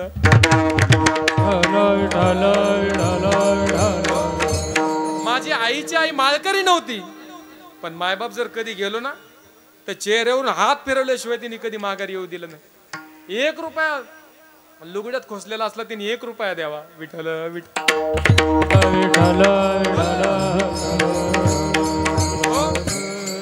आणि विठ्ठलपंतांनी गावामध्ये धर्मपंडितांची मायबाप सभा भरली. विठ्ठलपंतांना आणि रुक्मिणीला एकच वाटायचं की 4 देव माझ्या पोटी जन्माला आले. निवृत्तीनाथ महाराज वैराग्य घेऊन आले, ज्ञानोबाराय मूर्तिमंत ज्ञान घेऊन आले, सोपान काका ज्ञान घेऊन जन्माला आले, मुक्ताई सुद्धा जन्माला आली. एवढी गोंडस बाळ जन्माला आले, मायबाप 4 बाळ जन्माला आले. यांचा समाजामध्ये मान सन्मान व्हायला पाहिजे, यांची किंमत कळायला पाहिजे, यांना उंच मानेने जगता यावं. म्हणून विठ्ठलपंत मायबाप आळंदीमध्ये ब्रह्मसभा भरली आणि ब्रह्मसभेमध्ये मौजी बंधन व्हावे माझ्या मुलांची, म्हणून विठ्ठलपंतांनी पदर पसरला. पदर पसरला मायबाप तर डायरेक्ट धर्मपंडितांनी सांगितलं या ठिकाणी न्याय निवाडा होणार नाही, कारण महाराष्ट्राची भारताची दक्षिण काशी म्हणजे पैठण आहे. तुम्ही पैठणला जा, तिथं तुमचा न्याय निवाडा होईल. आणि मायबाप विठ्ठलपंतांनी लगेच त्याच दिवशी संध्याकाळी विठ्ठलपंत निघाले. कुठं? पैठणला. मजल दर मजल करत पैठणला पोहोचले. आणि पैठणला पोहोचल्यानंतर दुसऱ्या दिवशी लगेच कृष्णाजी पंत देवकुळे, विठ्ठलपंतांचे मामा विठ्ठलपंत आणि कृष्णाजी पंत देवकुळे मायबापा सभेमध्ये दोघच आहेत. भोजलिंग काकांनी यांची बाजू मांडली. एका सुतार समाजाच्या माणसानी एका ब्राह्मण समाजाच्या माणसाची मायबापा बाजू मांडली. बाकीचा कुणी स्वतः ब्राह्मण समाज ज्ञानोबारायांच्या विठ्ठलपंतांच्या विरोधामध्ये गेला. पदर पसरला विठ्ठलपंतांनी की बाबा माझी मुलं माझ्याकडून चूक झाली, त्याचं प्रायश्चित्त मी भोगायला तयार आहे, पण माझ्या मुलांना याची शिक्षा देऊ नका. जी काही शिक्षा द्यायची ना ती मला द्या, मी या क्षणाला भोगायला तयार आहे. पण माझ्या निवृत्ती दादा ज्ञानोबाराय, सोपान काका, गोंडस देव आहे तो, यांच्यावर अन्याय करू नका. मायबापा धर्मसभा कळाली आणि धर्मसभेने एकच सांगितलं, तुमच्या मुलांचा जर समाजामध्ये मान सन्मान व्हावा वाटत असेल तर तुमच्या मुलांना तुम्हाला एकच प्रायश्चित्त घ्यावं लागेल, ते म्हणजे देहांत प्रायश्चित्त. विठ्ठलपंतांच्या डोळ्यामध्ये पाणी आलं मायबाप. विठ्ठलपंत मजल दर मजल करत आळंदीला आले.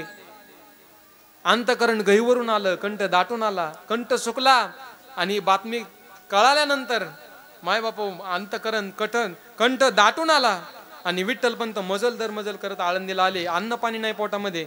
खरं सांगा, अहो एखादी एखादी मावली शिरपूरमध्ये जर बाजार भरला आणि तिला 2-3 वर्षाचा मुलगा आहे, घरी कुणीच नाही, तर ती मावली शेजारच्या माता माऊलीला विनंती करते, अहो मी बाजारातून जाऊन येते, 10-15 मिनिटातच जाऊन येते.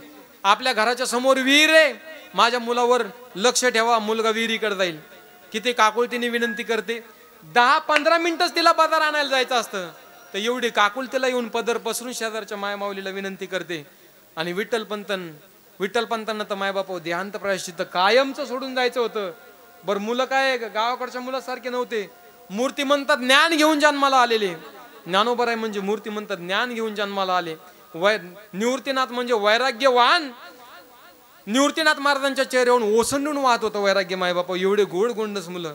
विठ्ठलपंत ज्यावेळेस सिद्धपेठामध्ये पोहोचले, रुक्मिणी वाटच पाहत होती, कधी माझे मालक येतील आणि कधी माझ्या मुलांची मौजी बंधन मी करेल, माझी मुलं कधी समाजामध्ये ताट मानेने जगतील, वाट पाहत होती हो मायबाप रुक्मिणी.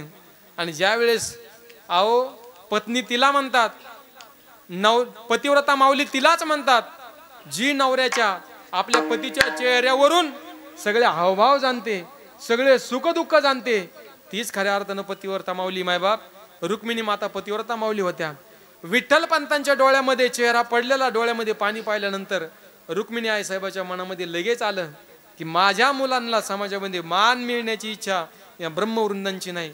आणि लगेच विठ्ठलपंतांनी सांगितलं, अगं रुक्मिणी, जोपर्यंत आपण तर देहांत प्रायश्चित्त घेत नाही तोपर्यंत या मुलांचा समाजामध्ये मान सन्मान होणार नाही.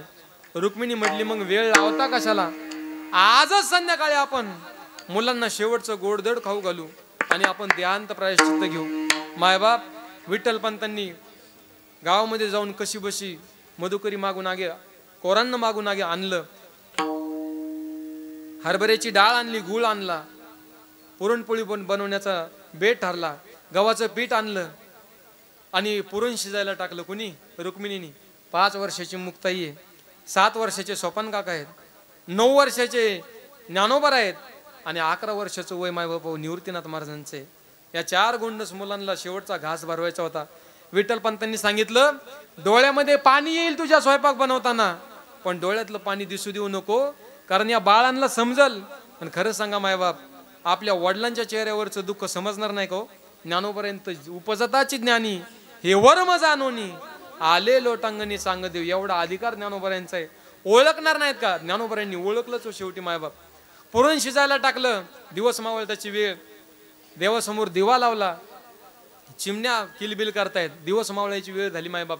शेगावला जर तुम्ही गेले ना शेगावला, तर शेगावला संध्याकाळच्या टायमाला त्या वडाच्या झाडावर मायबाप ते कोणता पक्षी, साळुंकी, हिवाळ्याचे दिवस आता तुम्ही जाऊन पहा, संध्याकाळच्या टायमाला साळुंकी काय मंजूळ गुंजाराव करतात मायबाप, काय आवाज आहे त्यांचा.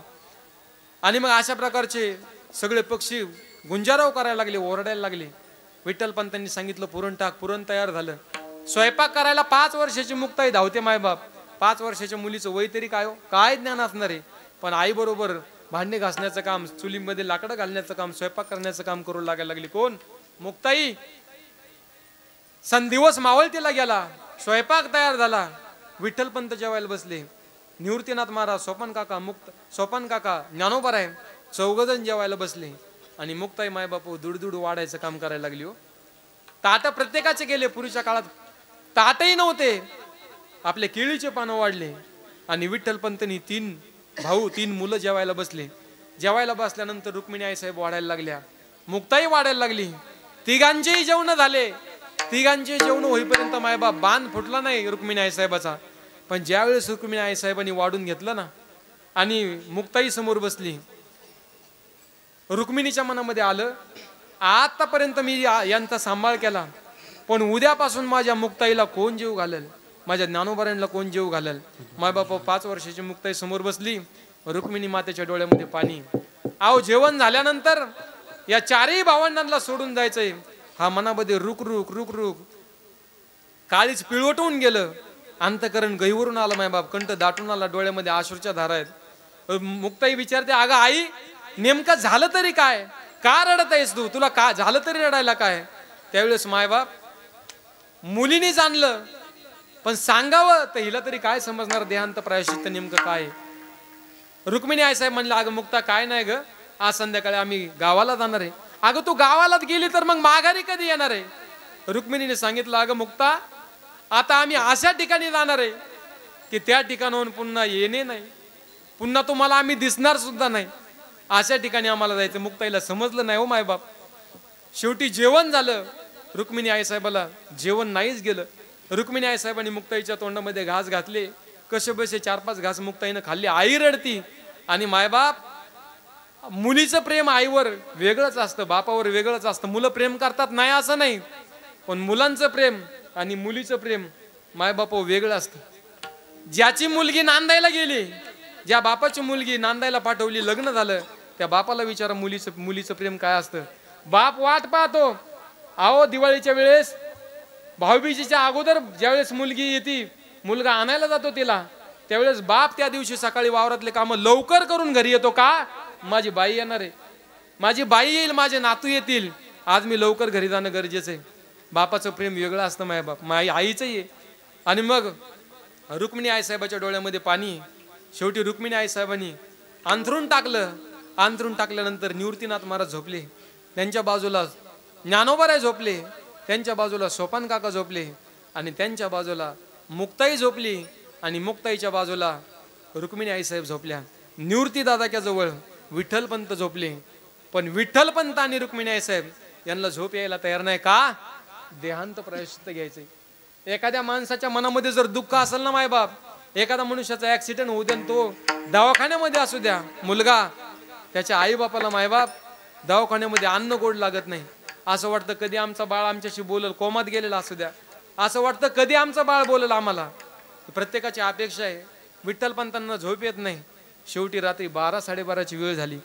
विठ्ठलपंत उठले, दबक्या आवाजामध्ये पाय सहज उचलत बाहेर आले, देवाला नमस्कार केला पांडुरंगाला, आणि सांगितलं, देवा आजपासून माझ्या 4 मुलांचा सांभाळ कर रे बाबा.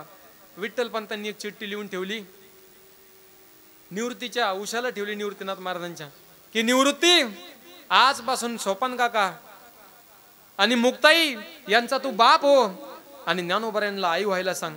अहो सिंधुताई सपकाळ अनाथाची माय जरूर झाल्या, हजारो मुलांच्या अनाथाची माय झाल्या असतील मायबाप, पण माझी माय ज्ञानोबार आहे, माझी विश्वाची माऊली, ही सामान्य नाही, पूर्ण विश्वाची माऊली हो. इथं गणित नाही. आज आळंदीमध्ये कुठल्याही भागातला मुलगा येऊ द्या, कुठल्याही जातीपातीचा येऊ द्या, कुठल्याही जिल्ह्यातून येऊ द्या मायबाप, आजपर्यंत कोणता उपाशी नाही राहिला, कोणताच मायबाप कोणत्या ना कोणत्या रूपामध्ये मायबाप ज्ञानोबर आहे. एखादा मनुष्य, एखादा विद्यार्थी जर उपाशी झोपला तर ज्ञानोबर आहे एखाद्या माणसाला सद्बुद्धी देतात, आणि 5-10 रुपयाचे बिस्किट का व्हायना ज्ञानोबर आहे त्या मनुष्याला घेऊन त्या विद्यार्थ्यापर्यंत, त्या साधकापर्यंत पोहोचतात. हा माझा अनुभव आहे मायबाप. ज्ञानबाई माझी अनाथाची माय, ज्ञानबाई माझी अनाथाची माय, ज्ञानबाई माझी अनाथाची माय, ज्ञानबाई माझी अनाथाची माय.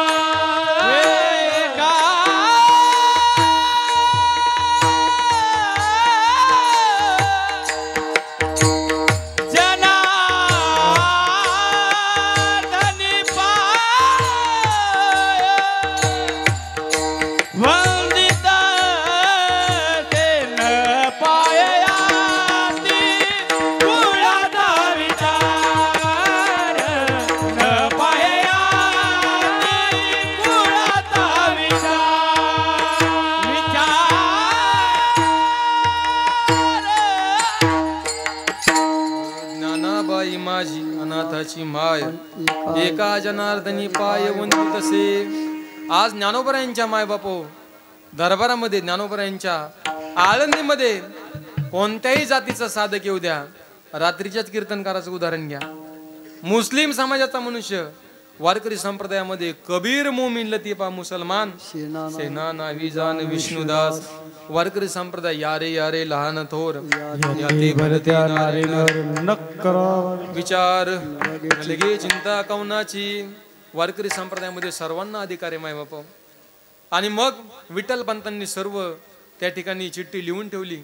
विठ्ठलपंत दबक्या आवाजामध्ये निघाले. छोटीशी झोपडी आहे, सगळेजण झोपलेले आहेत मायबाप. आणि विठ्ठलपंत समोर निघाले. विठ्ठलपंत समोर निघाले, झोपडीचं दार उघडलं आणि विठ्ठलपंत दरवाजे झोपडीतून बाहेर निघाले. बाहेर निघाल्यानंतर हे सगळं दृश्य पाहिलं कोणी? रुक्मिणी आई साहेबांनी. पतीची अमृत मता आणि पतिव्रता. आणि पतिव्रता माऊली मायबापा पूर्वीच्या काळामध्ये आपला जर पती गेला तर सती जाण्याची प्रथा होती. मग पतिव्रता माऊली कोण? रुक्मिणी आई साहेब.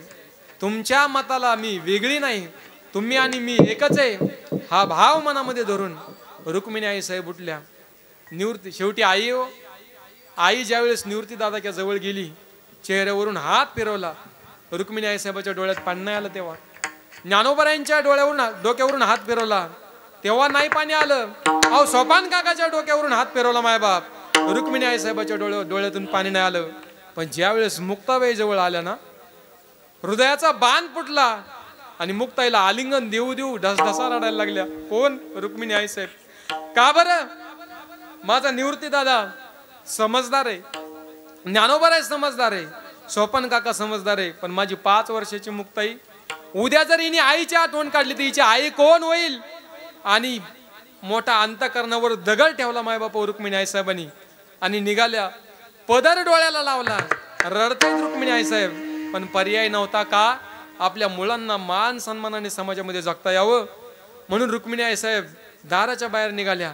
आणि झोपडेला ज्यावेळेस ती कुंपणाची काठी होती ना मायबाप, ती लावली. आणि ज्यावेळेस रुक्मिणी आई साहेबांनी त्या खिंडीतून पाहिलं तर मुक्ताईनं मायबाप सोपन काकाला आलिंगन दिलं होतं आणि घट्ट मिठी मारून झोपलेली होती. कोण? मुक्ताई. आजपासून माझ्या मुक्ताईचा सांभाळ कोण करेल? एवढंच नाही, उद्या जर माझी सकाळी मुक्ताई उठल तर शेजारी मी नाही दिसल्यानंतर काय विचार करेल? आणि मायबाप तसंच झालं. पाहता पाहता हे गेले, देहांत प्रायश्चित्त घेतलं. दिवस उजाडला आणि दिवस उजाडल्यानंतर निवृत्तीनाथ महाराजांना या गोष्टी माहीत नव्हत्या. ज्यावेळेस चिठ्ठी वाचली त्यावेळेस ही गोष्ट माहीत झाली. वेळ निघून गेलेली होती. देहांत प्रायश्चित्त त्या ठिकाणी घेतलेलंही होतं. आणि ज्यावेळेस मुक्ताई उठले ना मायबाप, हंबरडा फोडला. ज्ञाना, ए दादा माझी आई कुठे रे बाबा? निवृत्ती दादा माझी आई कुठे? सोपान काका माझी आई कुठे? आई दिसत नाही.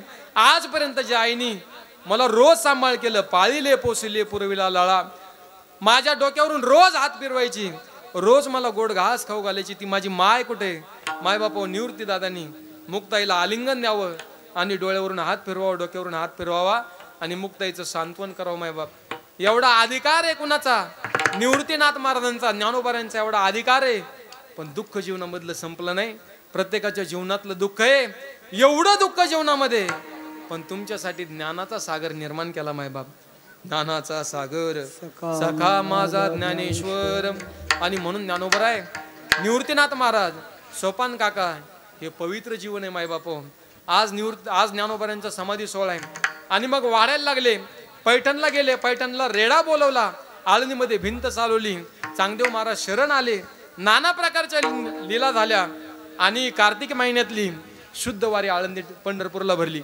शुद्ध वारी पंढरपूरला भरल्यानंतर सर्व संत मांदियाळी पंढरपूरला गेले. आणि पंढरपूरला गेल्यानंतर शुद्ध वारी झाली. शुद्ध वारीची द्वादशीच्या दिवशी सकाळी पारणे सोडले आणि पांडुरंगाच्या समोर सर्व संत मांदियाळी बसले.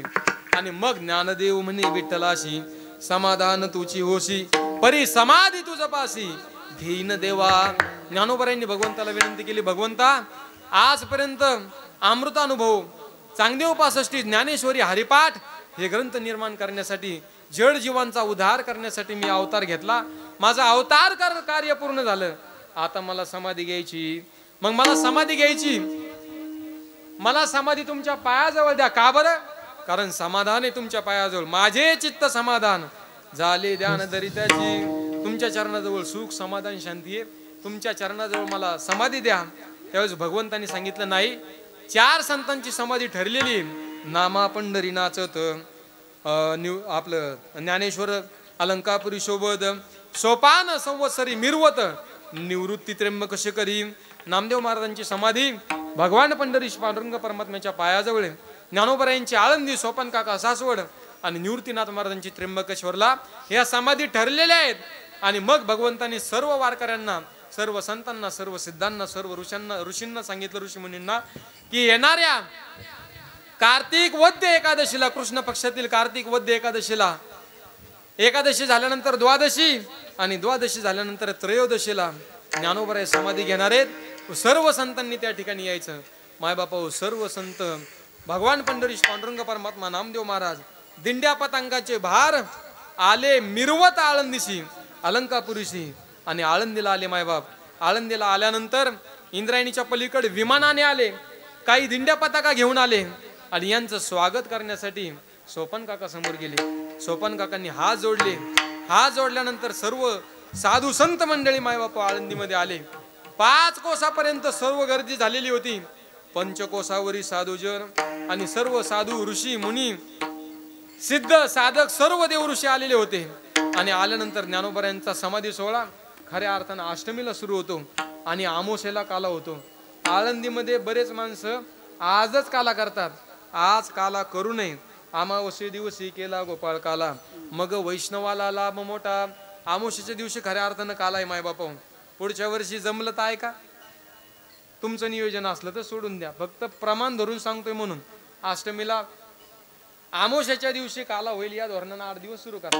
आळंदीतला नियम आहे फडकऱ्याचा म्हणून चांगलं सांगितलं, प्रमाण धरून. नाही तुम्ही माणसाला आम्हाला येऊन शिकवायला लागला. बाबा पाया पडतो तुमच्या. चांगलं सांगितलं, चांगलं असेल तर घ्या, सोडून द्या. विठाला विठाला चला विठ्ठला विठ्ठला विठ्ठला. म्हणून आळंदीमध्ये मायबापा आमोशाला काला होतो. अष्टमीला सर्व साधू संत मंडळी आली. आळंदीमध्ये अष्टमीला प्रदक्षिणा केली. नवमीच्या दिवशी, नवमी दिवशी कथेचा गजर, कीर्तन 2 टाइम झालं. आणि मायबापा कीर्तन कोणाचं? नामदेव महाराजांचं. अगोदर कीर्तन नामदेव महाराजांची झाली. पण ज्या दिवशी नामदेव आपलं ज्ञानोबरायांनी समाधी घेतली, त्या समाधी सोहळ्याचं कीर्तन कान्होपाठकांनी केलं. आजही कान्होपाठकाचंच कीर्तन असतं, पण नामदास महाराज कीर्तन करतात. कधी? समाधी सोहळ्याच्या आदली त्रयोदशीचं. आणि काल्याचं कीर्तन सध्या आपले कान्होपाठक महाराज त्रयोदशीचं म्हणजे आजचं कीर्तन करतात आणि नामदास महाराज काल्याचं कीर्तन करतात. आणि म्हणून नवमीचा दिवस झाला, दशमीचा दिवस झाला मायबापो, आणि एकादशीचा दिवस आला. एकादशीच्या दिवशी मनुष्याने आळंदीमध्ये कीर्तन केलं पाहिजे. अभ्यास नसू द्या, फक्त ज्ञानोबरायांचं चरित्र सांगा. त्या मनुष्याला वैकुंठामध्ये गेल्याचं पुण्य मायबापो. त्याला ज्ञानोबराय स्वतः घ्यायला येतील शेवटी, एवढा अधिकार आहे कथेचा. आणि एकादशीचा दिवस उजाडला. द्वादशी झाली. द्वादशीला सकाळी पारणे झाले. पंक्ती बसल्या. पंक्ती बसवल्या आकृरानी पंक्ती बसवल्या. वाढायला उद्धव. कधी? द्वादशीला. त्रयोदशी झाली आणि त्रयोदशीचा आजचा दिवस उगवला. आजच्या दिवशी सकाळी मनकर्णिका, ओघा आणि भागीरथी या 3 तीर्थांचा संगम आहे. कुठं? आपल्या जोग महाराज समाधीच्या समोर इथं कुंड आहे. त्या कुंडामध्ये 3 नद्यांचा संगम आहे. त्या चक्रतीर्थावर ज्ञानोबरायांना स्नान घातलं. पण आता स्नान घातलं मायबापू मुक्ताईनं. ऐका, खूप मोठा विरहाचा प्रसंग आहे. ज्ञानोबराय पुढे म्हणतात, निवृत्तीनाथ महाराज म्हणतात, आजपर्यंत मायबाप आम्हाला सोडून गेले, तेव्हा जेवढं दुःख झालं नाही तेवढं ज्ञानोबराय समाधी घेताना दुःख होतं. प्रमाणे पुढे ऐका. मुक्ताईनं स्नान घातलं. भगवान पंढरीश पांडुरंग परमात्म्यानं स्नान घातलं मायबाप. आणि ऐका, स्नान घातलं नाही, भगवान पंढरीश पांडुरंग परमात्म्यानं ज्ञानोबरायांना चंदनाच्या पाटावर बसवलं. चंदनाचा पाट आहे, खाली मायबापा सोन्याचा ताट आहे. भगवान पंढरीश पांडुरंग परमात्मा स्वतः आहे. आणि ज्ञानोबरायांचे पाय भगवान पंढरीश पांडुरंग परमात्म्याने डाव्या हातावर घेतले. आणि रुक्मिणी आई साहेबांनी पाणी घातलं, पाणी टाकलं वरून तीर्थ. आणि भगवान पंढरीश पांडुरंग परमात्म्याने ज्ञानोबरायांच्या पाय धुतले. ज्ञानोबरायांचं चरण तीर्थ घेतलं. चरण तीर्थ घेतले, त्याने समस्त मंदिरे शिंपिले. आपणामुखी घातिले म्हणे कृतकृत्य झालो. आहो ज्ञानोबऱ्यांचं चरण तीर्थ घेऊन भगवान पंढरीश पांडुरंग परमात्म्यानं प्राशन केलं आणि सांगितलं आम्ही कृतकृत्य झालो. एवढा अधिकार माझ्या ज्ञानोबऱ्यांचा आहे. पंक्ती झाल्या कुठल्या त्रयोदशीच्या आणि पंक्ती झाल्यानंतर भगवान पंढरीश पांडुरंग परमात्म्याने सांगितलं नारा विठा गोंदा महादा समाधीची जागा पूर्ण साफ केली. विश्वकर्म्याला अष्टमीच्या दिवशी सांगितलं होतं की चंदनाचे मोठमोठे खांब तयार केला आणि ज्ञानोबऱ्यांचे तिथं मंदिर करा. आजही प्रमाणासहित आहे ज्ञानोबऱ्यांचं चंदनाच्या खांबाचं आतमध्ये मंदिर बनवलेले. त्या गाभाऱ्याच्या आतमध्ये नामदेव महाराजाचे तसे प्रमाण आहेत मायबाप. त्या ठिकाणी नंदादीप लावलेले आहेत, केळीचे खांब बाजूला लावलेले आहेत आणि चाफा मोगरा नाना प्रकारचे फुलं त्या मंदिराला लावलेले आहेत आतमध्ये. आणि फुलं लावल्यानंतर एवढंच नाही, पूर्ण परिसरातले भुंगे त्या ठिकाणी गुंजाराव करतायत. कोकिळा साळुंकी हे नाना प्रकारचे गीत गातायत. एवढं मंगल वातावरण त्या ठिकाणी झालं. सनई चौघडे वाजायला लागले. ज्ञानोबराय समाधीस्थ होणार आहेत मायबाप. आणि मग ज्ञानोबरायांचं सगळं तीर्थ झालं, आपलं पूजन झालं. ज्ञानोबराय जेवायला बसले. रुक्मिणी आईसाहेबांनी ज्ञानोबरायांना ताट वाढलं. ज्ञानोबरायांनी शेवटचं जेवण केलं मायबाप. कधी? आजच्या दिवशी दुपारी 12-12:30 वाजता ज्ञानोबरायांनी जेवण केलं आणि ज्ञानोबराय आता समाधीस्थ होणार आहेत. समाधीस्थ होणार म्हटल्यानंतर निवृत्तीनाथ महाराज, सोपान काका, मुक्ताबाई, नामदेव महाराज, सावता महाराज, गोरा कुंभार सर्वांच्या डोळ्यामध्ये पाणी. नामदेव महाराज म्हटले बाबा ज्ञानोबरायांबरोबर मी तीर्थयात्रा केली. ज्या ज्ञानोबरायांबरोबर तीर्थयात्रा केली त्या ज्ञानोबरायांनी मला काहीच कोणतीच गोष्ट कमी पडू दिली नाही. म्हणून ज्ञानोबराय आता समाधीस्थ होणार. तर मायबापा प्रत्येक संत ज्ञानोबरायांना लोटांगण घालायचे आणि सर्वांचं दर्शन घेऊन झाल्यानंतर ज्ञानोबरायांना तुळशीचा हार घातला, डोक्यावर मोगरा वाहिला. ज्ञानोबरायांची पाद्यपूजा झाली आणि ज्ञानोबरायांचा एक हात निवृत्तीनाथ महाराजांनी धरला आणि एक हात भगवान पंढरीश पांडुरंग परमात्म्याने धरला आणि ज्ञानोबराय आता समाधीस्थ निघाले.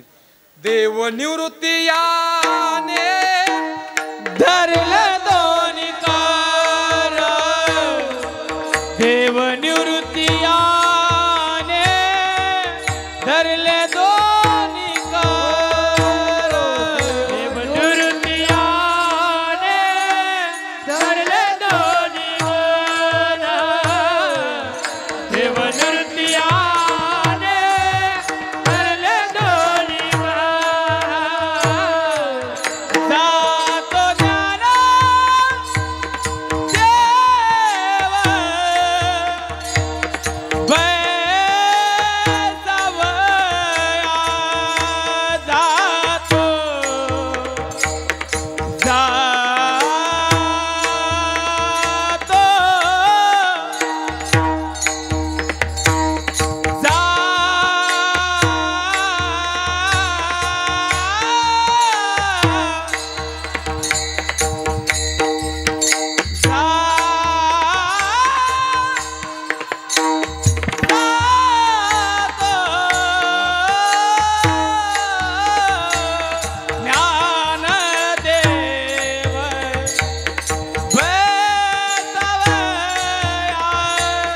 नदीची कर जातो ज्ञानेश्वर बैसावया, जातो ज्ञानेश्वर बैसावया. नदीची आमाशा घातले माझवन तैसे जनवन कालवले, तैसे जनवन कालवले. नदीची आमाशा घातले माझवन, घातले माझवन. नामदेव महाराजांनी दृष्टांत दिला. अहो नदीमध्ये माय बापाऊ जर माशांना खायला टाकलं, गळ टाकला आणि तो कोळी ज्या वेळेस गळाला मासा लागल्यानंतर गळ ओढतो आणि मासा मायबापाऊ ज्या वेळेस जमिनीवर येतो, तो मासा जसा मायबाप तडफड तडफड करतो ना, तसे निवृत्तीनाथ महाराज, नामदेव महाराज, मुक्ताई तर गईवरून आली. नाना अरे बाबा आजपर्यंत मायबाप सोडून गेले, तेव्हा जेवढं दुःख झालं नाही तेवढं आता दुःख होतंय. पाळिले पोसिले पुरविला लळा बा माझ्या कृपाळा निवृत्तीराया. निवृत्तीनाथ महाराज म्हणतात, ज्ञाना अरे बाबा आईबाप गेले तेव्हा आम्हाला दुःख झालं नाही, तेव्हा जेवढं दुःख झालं नाही तेवढं आता होतंय, कारण आमचं गुरु शिष्य पण तू सिद्धेला नेलं. आजपर्यंत मी जे बोललो ते सिद्धाला नेलं. आजपर्यंत अवज्ञा येणे कधी नाही केली, गुरु शिष्य पण सिद्धी नेली. प्रत्येकाच्या अंतकरणामध्ये मायबाप डोळ्यामध्ये आश्रित. अहो ज्ञानोबराय सामान्य नाही हो मायबाप. ज्या ज्ञानोबरायांनी एवढा समाजाचा तिरस्कार सहन केला, समाजाची निंदा सहन केली, समाजाची अवहेलना सहन केली मायबाप. समाजाने एवढा उपहास केला, अन्न सुद्धा मायबाप मिळू दिलं नाही. म्हणून ज्ञानोबराय समाधिस्थ झाले. समोर ज्ञानेश्वरी ठेवली. ज्ञानेश्वरीमध्ये 9वा अध्याय काढला आणि निवृत्तीनाथ महाराजांनी ते शिळा लावली. आणि निवृत्तीनाथ महाराजांनी सर्व गोपाळ, सर्व वैष्णव, सर्व साधू सिद्ध सर्व बाहेर काढले. आणि मग निवृत्तीनाथ महाराजांना गहीवरून आलं. निवृत्तीनाथ महाराज जसे बाहेर आले, मायबापा इंद्रायणीच्या त्या समाधीच्या त्या वाळवंटामध्ये निवृत्तीनाथ महाराजांनी उभ्याने शरीर टाकून दिलं. मनती धरा धरा निवृत्तीशी. नामदेव महाराज म्हणले, माझ्या मनामध्ये जर प्रेमच आहे, अहो मी रडणार नाही तर कोण रडणार. पण निवृत्तीनाथ महाराजांना आवरा. रुक्मिणी आई साहेब भगवंताला विनंती करू लागल्या, अहो भगवंता तुम्ही का रडता. तेव्हा भगवंत म्हणायला लागले, देव म्हणती रुक्मिणी हा एकची योगी देखिला नयनी, हेची ज्ञान संजीवनी जाण त्रैलोक्याचे. धन्य धन्य धरा तळी जो या ते दृष्टीने आळी, तो वाहतील टाळी वैकुंठ भुवनासी. माझ्या ज्ञानोबरायांसारखा श्रेष्ठ संत, श्रेष्ठ योगी या त्रिभुवनात होणार नाही. म्हणून ज्ञानोबरायांसाठी डोळ्यात अश्रू येणार नाही तर काय होणार. स्वतः भगवंत रडले मायबाप. असा ज्ञानोबरायांचा संजीवन समाधी सोहळा दरवर्षी आपण साजरा करतो मायबाप. ज्ञानोबरायांचं चरित्र मांडाल तेवढं कमीच आहे. म्हणून माझ्या बुद्धीला पटेल तेवढं, जेवढं अभ्यासलं तेवढं आपल्या समोर मांडण्याचा प्रयत्न केला. मायबाप शरीर माझं निकामी झालेले, मृत्यूच्या दारातून माघारी आलेला माणूस आहे मी. म्हणून सावध व्हा. मगाशी बोलून गेलो मी, माझं शब्द कोणाला वाईट वाटले असतील, पण असं ज्ञान मिळू नका की ज्या ज्ञानाने दुसऱ्याचे संसार उद्ध्वस्त होईल. या कलियुगामध्ये असे लोक ज्ञान मिळवायला लागले. माझ्यावर तो प्रयोग झाला. मरणाच्या दारातून माघारी आलेला माणूस आहे मी. म्हणून मी तुमच्या चरणावर साष्टांग प्रणिपात करतो मायबाप. असे ज्ञान मिळू नका ज्या ज्ञानाने दुसऱ्याचा घात कराल, तुम्ही दुसऱ्याला मृत्युमुखी पाडाल. अहो दुसऱ्याचे संसार उद्ध्वस्त केले बरेच या ज्ञानाने. म्हणून असे ज्ञान मिळू नका. आज मी 2 तास बोलू शकत नाही का, पोटातले आतडे खराब केले माझ्या बाहेरच्या त्रासाने. आणि म्हणून मी माझा अनुभव सांगतो. तुमच्या पायावर नतमस्तक होतो. जर कोणी असं यातलं ज्ञान मिळवणार असेल, असं ज्ञान चुकून मिळू नका. त्या ज्ञानाने तुमचं घर उद्ध्वस्त होईल. तुम्हाला वाटत असेल आपण हे ज्ञान करतोय, प्रयोग करतोय, समोरचा माणूस तरफडतोय, पण मायबाप तुम्हाला आता आनंद वाटेल. तुम्ही त्याच्या संसारात विस्कट संसारामध्ये आग लावल्यानंतर तुम्हाला तात्पुरता आनंद वाटेल, पण याचे परिणाम तुम्हाला भोगावे लागणार आहेत. म्हणून असं ज्ञान मिळू नका. मिळवायचंच ज्ञान. मंगेश मामासारखं यप्पा खोजांनी जे ज्ञान मिळवलं, मला काही येत नाही म्हणा, पण आळंदीला जाऊन कीर्तनकार होण्याचं ज्ञान मिळवा. असं ज्ञान मिळवा मायबाप ज्या ज्ञानाने सर्व समाधानी होतील. बर्वे झाले आजीवरी, नाही पडलो मृत्यूचे आरी, वाचून आलो येतवरी, उरले ते हरी तुम्हा समर्पण, करविली तैसी केली कटकट, वाकडे का नीट देव जाणे. म्हणून झालेली सेवा ज्ञानोबर आहे, तुकोबर आहे. मायबाप बोलता बोलता एखादा शब्द कोणाच्या मनाला लागला असेल तर मातेच्या उदार आणि विशाल अंतकरणाने क्षमा करा, पदरात टाका एखादा चुकीचा शब्द लागला असेल तर. आणि म्हणून ही झालेली सेवा ज्ञानोबर आहे, तुकोबर आहे. भगवान पंढरीश पांडुरंग परमात्मा हे सर्व कीर्तनातील गुणीजन मंडळी विनेकरी सर्वांच्या चरणावर साष्टांग प्रणिपात करतो आणि माझ्या सेवेला पूर्ण विराम देतो. ज्ञानेश्वर